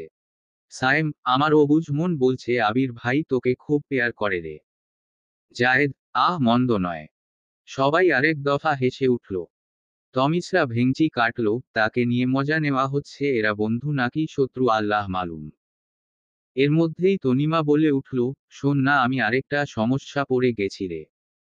সকলেই বেশ উৎসুক হয়ে জানতে চাইল কি। তনিমা, আমার ক্রাশ আমাকে প্রপোজ করেছে। তমিশ্রা বলল, তো কাঁদছিস কেন রে, হাদা, খুশিতে ওড়না দিয়া লুঙ্গি ডান্স দে।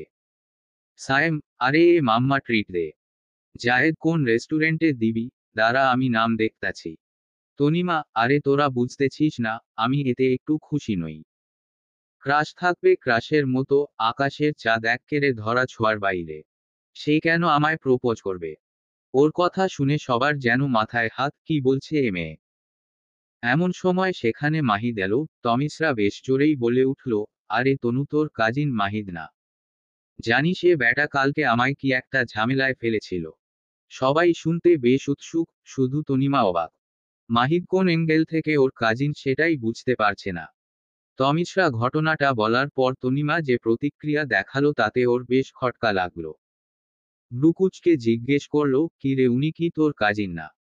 তনিমা, আমার গোষ্ঠীর কারও এমন কোনো কাজিন না, তবে এ লোক আমার সেইকরা। বাকিটুকু বলার আগেই তমিশ্রা উঠে গেল। আপাতত মাহিদের দিকে গেল, কোমরে হাত দিয়ে জিজ্ঞেস করল, আপনি এত ফাজিল কেন শুনি? দুর্নীতি করে বেড়ান আপনি।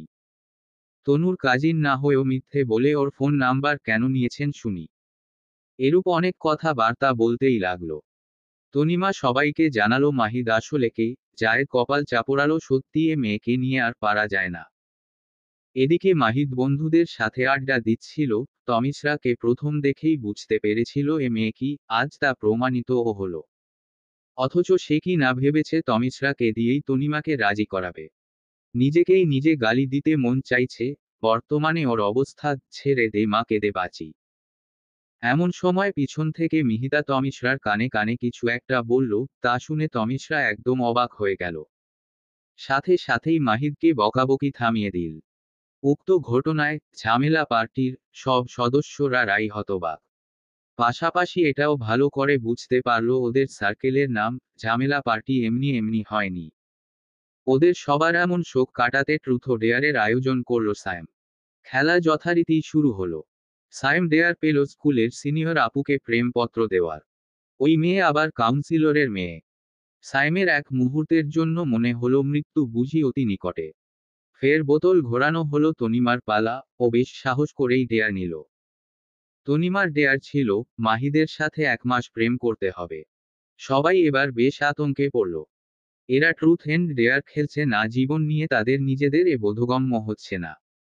ফের গুটি ঘুরল মিহিতর দিকে, মিহিতা ডেয়ার নেয়নি। এভাবে বেশ জমজমাট হয়ে উঠেছে খেলাটা। এর মধ্যে জায়েদর পালা এলো, ডেয়ার নিয়ে পেল প্রিন্সিপাল স্যারের জুতো ছিঁড়ার। জায়েদ কমায় গিয়ে আবার ফেরত এলো। ওদের সকলের শোকে মরি মরি অবস্থা। খেলা এতক্ষণে শেষ করার কথা, কিন্তু যে তমিশ্রা তাদের এমন শোচনীয় পরিস্থিতিতে ফেলেছে, তাকে কি এমনি এমনি ছেড়ে দেবে প্রশ্নই আসে না। অনেকক্ষণ পর বোতলের মুখ ঘুরল তমিশ্রার দিকে, এতে সবার যেন সবার চোখ চকচক করে উঠল। তমিশ্রার অন্তরাত্মা ক্যাপে উঠল। পরক্ষণেই বলে উঠল, রিল্যাক্স তমু, নিশ্চয়ই তুই ডেয়ার নিবি না। ঠিক তখনই সবাই বলল, তমু চাইলেও ডেয়ার, চাইলেও ডেয়ার। জায়েদ, আর ডেয়ার হচ্ছে আবির ভাইকে প্রপোজ করতে হবে। তমিশ্রা বেককল বনে গেল, বলে কি? কিন্তু ওর বন্ধু তো ওর মতোই হবে তাই না? শেষমেশ নিতেই হলো। তমিশ্রা চোখ বন্ধ করতেই যেন ভেসে উঠল, সে আবিরকে প্রপোজ করার জন্য হাঁটু গেড়ে বসেছে। আর আবির ঠিক তখনই থাপ্পড়ে সবকটা দাঁত হাতে ধরিয়ে দিচ্ছে। তমিশ্রার তো নিজের পরিণতির কথা ভেবেই হাত পা কাঁপাকাঁপি শুরু হয়ে গেছে। ওর মুখের ভাব ভঙ্গি দেখেই সবাই যা বুঝার বুঝে গেছে। তমিশ্রা মুখ ভার করে বলে উঠল, দেখ তোরা তো আমার নিজের বন্ধু, তাই না বল? তোরা আমার সাথে এমন করিস না। সায়েম বেল আগ্রহ নিয়েই প্রশ্ন করল, কেমন করছি তমু? এই যে জেনে শুনে মৃত্যুর মুখে ঠেলে দিচ্ছিস। জায়েদ বেশ অবাক হয়ে বলল, আজব, আমরা তোকে কখন মৃত্যুর মুখে ঠেলে দিলাম? তমিছরা এইবার কাদো কাদো মুখ করে বলল, তোরা জানিস না উনি আমায় মেরাই ফেলবে, একটা অকাল মৃত্যু ঘটবে। তোরা নিশ্চয়ই এমন অকাল মৃত্যু চাইবি না, বরং গভীরভাবে শোকাহত হবি, তাই না বল? তমিছরার কথা শেষ করার আগেই কেউ একজন পেছনে থেকে বলে উঠল, এমন অকাল মৃত্যু বরণ করে কয়জন এবার রেকর্ড করতে পারে? তুই বরং তাই কর, অকাল মৃত্যু বরণ করে একটা রেকর্ড সৃষ্টি করে। তমিছরার অন্তরাত্মা ক্যাপে উঠল। এই কণ্ঠস্বরের মালিককে তা খুব ভালো করেই জানে। উনি আবার শুনে ফেলেনি তো? শুনলে তো আজকেই মেরে দেবে। পেছনে ঘুরতেই আবিরের তীক্ষ্ণ দৃষ্টি নজরে এলো। কথা ঘোরাতে তমিছরা আমতা আমতা করে বলে উঠল, আপনি এখানে কি করছেন? আমি এখানটায় কাবাডি খেলছি, দাঁতে দাঁত চেপে উত্তর দিল আবির। না মানে মাতা ভাই। চারপাশটা পর্যবেক্ষণ করে আবির বলে উঠল, তোমাদের তো মনে হয় আজকে আর ক্লাস হবে না? সবাই মাথা নাড়ল, অর্থাৎ হবে না। এবার আবির তমিছরাকে বলল, তাহলে তুই এখানে কি করছিস? এক্ষুনি বাসায় যা। তমিছরা ঘাড় কাত করে ব্যাগ কাঁধে নিয়ে উদ্যমে ছুটতে নিচ্ছিল, তখনই আবির তাকে থামিয়ে দিয়ে বলল, শোন, একটা কাজ করে দিতে পারবি? আমার অ্যাসাইনমেন্টের চিত্রগুলো কালকের মধ্যে এঁকে দিতে পারবি? তমিছরা মাথা নাড়ল, অর্থাৎ বেশ পারবে। তমিছরার এমন কাণ্ড আবিরের কাছে সন্দেহের ঠেকেছে, নিশ্চিত এ মেয়ে কোনো গণ্ডগোল পাকিয়েছে। তাই আরেকটু গম্ভীর গলায় বলল, ভাবিস না এমনি এমনি করাচ্ছি। পরিবর্তে ট্রিট দিচ্ছি, যা খেতে চাইবি দ্রুত বল। তখনই মিহিতা বলে উঠল, আচ্ছা আমি তমুকে হেল্প করছি। ও তো এত দ্রুত বলতে পারবে না। বলেই দলের মধ্যে কি এক শলাপরামর্শ শুরু করলো। আবির বিরক্তিতে কপাল কুঁচকালো। আগে শুধু ভেবেছে তমিছরা একাই এমন, এখন দেখল না, সার্কেলের প্রত্যেকটাই এমন রোগী। কথায় আছে না, সঙ্গ দোষে লোহা ভাসে। কিন্তু আবির আপাতত বুঝে উঠতে পারছে না, কার দোষে কার লোহা ভাসছে। তবে তমিছরাকে আজ পর্যন্ত যা দেখে এসেছে তাতেই বোঝা যায়, ওর ভাষার জন্য অন্তত সঙ্গ দোষের প্রয়োজন নেই। আবির দীর্ঘশ্বাস ফেলল। এদের শলা পরামর্শ এখনো শেষ হয়নি। আবির খানিকটা বিরক্ত হয়ে তমিছরাকে ইশারা করে বলল, কালকে যেখানটায় নিয়ে গিয়েছিলাম ওখানে আসিস, আর চাইলে তোমরাও আসতে পারো, বলেই হাঁটা দিল। কিছু একটা ভেবে আবার ফিরে এসে তমিছরাকে বাসায় ফেরার জন্য তাড়া দিল। আবিরের কথা মতো তমিছরাও বাসার পথ ধরেছে ইতিমধ্যে। রাতে খাওয়া দাওয়া শেষ করে তমিছরা আবিরের দেওয়া কাজ সেরে ফেলল। কালকে ডেয়ারে প্রপোজের কথা ছিল, তা কি করবে না কি করবে বসে বসে তাই ভাবছে। উপায়ন্তর না পেয়ে ফ্রেন্ডদের সাথে গ্রুপ কল অ্যাড হয়েছে। বেশ খানিকক্ষণ আড্ডা চলল। সম্পূর্ণ সময় ধরেই তমিছরা বেশ মনমরা হয়েছিল। এই ব্যাপারটা কারো নজর এড়ায়নি। সায়েম বেশ রসিকতা করেই বলল, ডেয়ার কি মন্দ হয়ে গেল তমু? আমার একদম ভাল লাগতেছে না। সায়েম, দুষ্টামি করবি না। আর হ্যাঁ, তোরা যা ট্রিট চাস পেয়ে যাবি, আমি ডেয়ারটা নিচ্ছি না। জায়েদ বেশ অবাক হয়েই বলল, আমরা তোর উপকার করতে চাইছি আর তুই কি না এসব বলছিস? যা বাবা। তমিছরা এবার বেশ রেগে গেল। রাগে ফুঁসতে ফুঁসতে বলে উঠল, হ্যাঁ তো খুব উপকার করছিস। আজরাইলা এর সদর দরজায় কয়েক ধাপ এগিয়ে দিতে। ওরা চুপ সে গেল। বেশ কিছুক্ষণ আলোচনা করে সিদ্ধান্তে আসা হলো তমিছরা ডেয়ার ডান করবে, তবে এখন না। ওর আরও কিছু সময় প্রয়োজন। সকাল 10টা বাজতে চলছে প্রায়। তমিছরা দাঁড়িয়ে আছে নদীর পাড়ে। সে মূলত আবিরের আসার জন্য অপেক্ষা করছে। আরও আগেই আসার কথা ছিল আবিরের, একদম 9টা বাজে, অথচ এখনো আসছে না। তমিছরা বিরক্ত হচ্ছে না, বরং তাকে এক ঝাঁক ভয় ঘিরে ধরেছে। আশেপাশে কয়েকটা বোখাটে ছেলের আনাগোনা, তাছাড়া জায়গাটাও বেশ নির্জন। পাশে থাকা বেঞ্চিতে বসে পড়ল তমিছরা, ভয় গলা শুকিয়ে কাঠ হয়ে গেছে। পাশের ছেলেগুলো ইতিমধ্যেই তাকে উদ্দেশ্য করে কিছু কটূক্তি করছে। এবারে কেঁদে দিল তমিছরা। বেশ কিছুক্ষণ পর বুঝতে পারল ছেলেগুলোর আওয়াজ পাচ্ছে না। পাশ ফিরতেই আবিরকে দেখতে পেল। মুহূর্তে পৃথিবীর সব অভিমান যেন ঘিরে ধরল। অভিমানে মুখ ফিরিয়ে নিল তমিছরা, কথাই বলবে এই লোকের সাথে। অপরদিকে আবির এসেছে বেশ কিছুক্ষণ হয়ে গেছে। কিভাবে যে এতটা লেট হয়ে গেল বুঝতে পারছে না। এখানটায় আসতেই বুকটা যেন ধক করে উঠল, আশেপাশে এতগুলো ছেলে। ধীর পায়ে তমিশ্রার দিকে এগোতে ছেলেগুলো চুপ করে গেছে। তমিশ্রাকে কাঁদতে দেখে নিজেকে আরো বেশি অপরাধী মনে হচ্ছে। মনে মনে প্রতিজ্ঞা করে নিল আর কখনো লেট করবে না। যত কিছুই হয়ে যাক না কেন, আপাতত রাগটা ভাঙ্গাই। আবির হেসে তমিশ্রার পাশে বসতেই অন্যদিকে মুখ ঘুরিয়ে নিল। আবির বেশ বুঝতে পারল তাকে কতটা কাঠখড় পোড়াতে হবে। আবির গোমরা মুখ করে বলল, আচ্ছা বাবা, সরি তো, এই দেখ কান ধরছি আর হবে না। এই নাক ধরছি, সত্যি আর হবে না। একটু আশকারা পেতেই যেন অভিমানগুলো শিথিল হয়ে এলো। তমিশ্রা এবার কেঁদে উঠল, কাঁদতে কাঁদতে এক পর্যায়ে হেঁচকি উঠে গেছে। আবির আলগোছে তমিশ্রাকে নিজের দিকে ফিরালো, হাতগুলো মুঠোবন্দি করে বলল, আর কাঁদিস না পাখি, আমার কষ্ট হয় তো। তমিশ্রা এর মধ্যেই আধো আধো বলতে লাগলো, আমি কত ভয় পেয়েছি, ব্যাস। কান্নার বেগ এতই জোরে ছিল বাকি কথাগুলো শেষ করতে পারল না। আবির বেশ কিছু সময় পর ওর কান্না থামাতে সক্ষম হলো, তবে রাগ করে এখনো মুখ ফুলিয়ে আছে। আবির, এখানে কেন বসে আছিস, এদিকে আয়। বলছি তো আর হবে না। তমিশ্রা কিছু বলল না, একটা ডোন্ট কেয়ার ভাব বজায় রাখতে চাইছে। হঠাৎ খেয়াল হলো আবির আর তাকে ডাকছে না। তমিশ্রা একটু ভড়কে গেল, সে তো চাইছিল তাকে আবির একটু তোষামোদী করুক, কিন্তু এখন বেশ কিছুক্ষণ উসখুস করার পর বলেই ফেলল, আমি আপনার সাথে রাগ করেছিলাম। ভুলে গেলেন? তমিশ্রার কথা শুনে আবিরের বেশ হাসি পেল, এই মেয়েটা কি আর পারা গেল না। তবুও নিজের যথেষ্ট সংযত রেখেই বলল, তো এখন কি আমি তোকে মাথায় তুলে নাচব? না, তা কেন করবেন? একটু রাগে ভাঙ্গাবেন?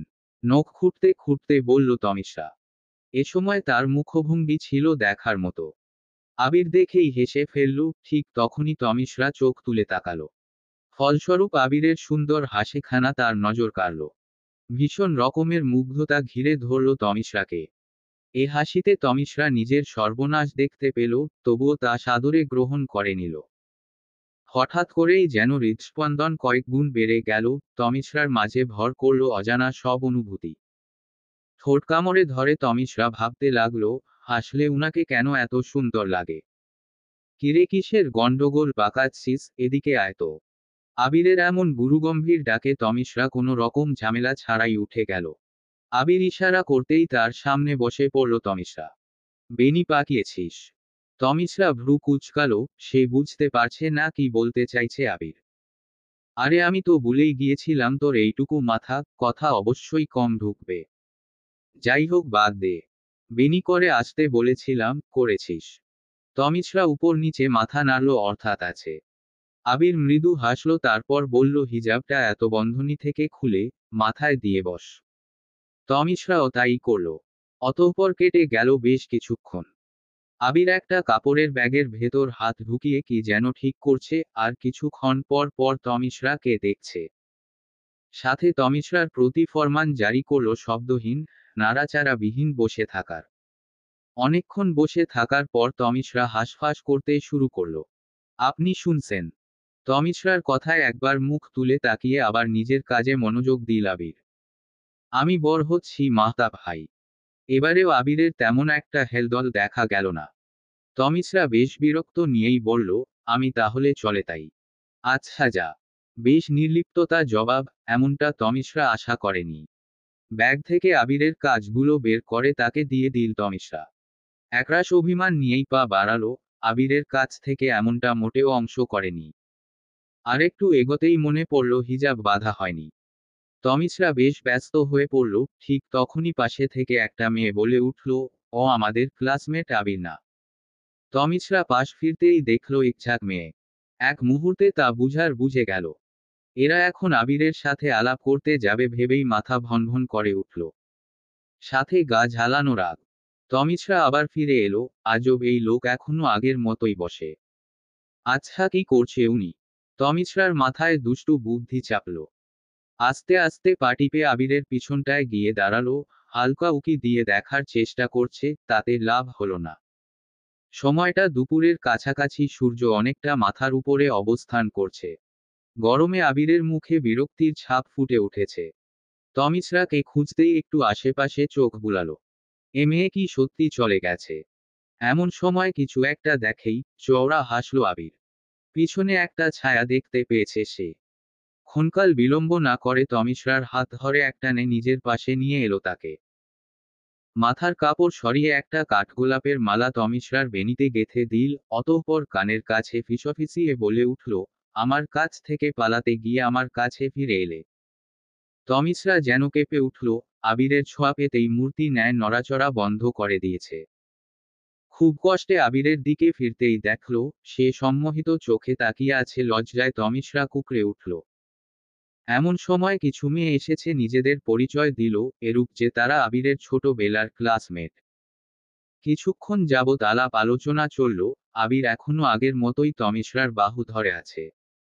তখনই একজন জিজ্ঞেস করল, মেয়েটাকে রে?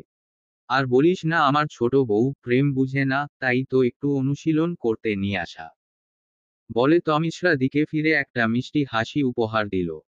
তমিশ্রার যেন বিস্ময়ে চোখ বেরিয়ে আসার উপক্রম, বারবার মনে হচ্ছে উনি ঠিক আছেন তো নাকি ভূতে ধরেছে। তমিশ্রা অনুভব করল বুকের বা পাশে কিছু একটা অনুভূতি জাগছে। তা কি এই প্রেম অনুশীলনের ফল? তমিশ্রা আবার বিস্মিত হলো ভীষণভাবে। চলবে। গল্প শেষ থেকেই শুরু। লেখনীতে রাফিয়া আহমেদ। দ্বিতীয় পর্ব।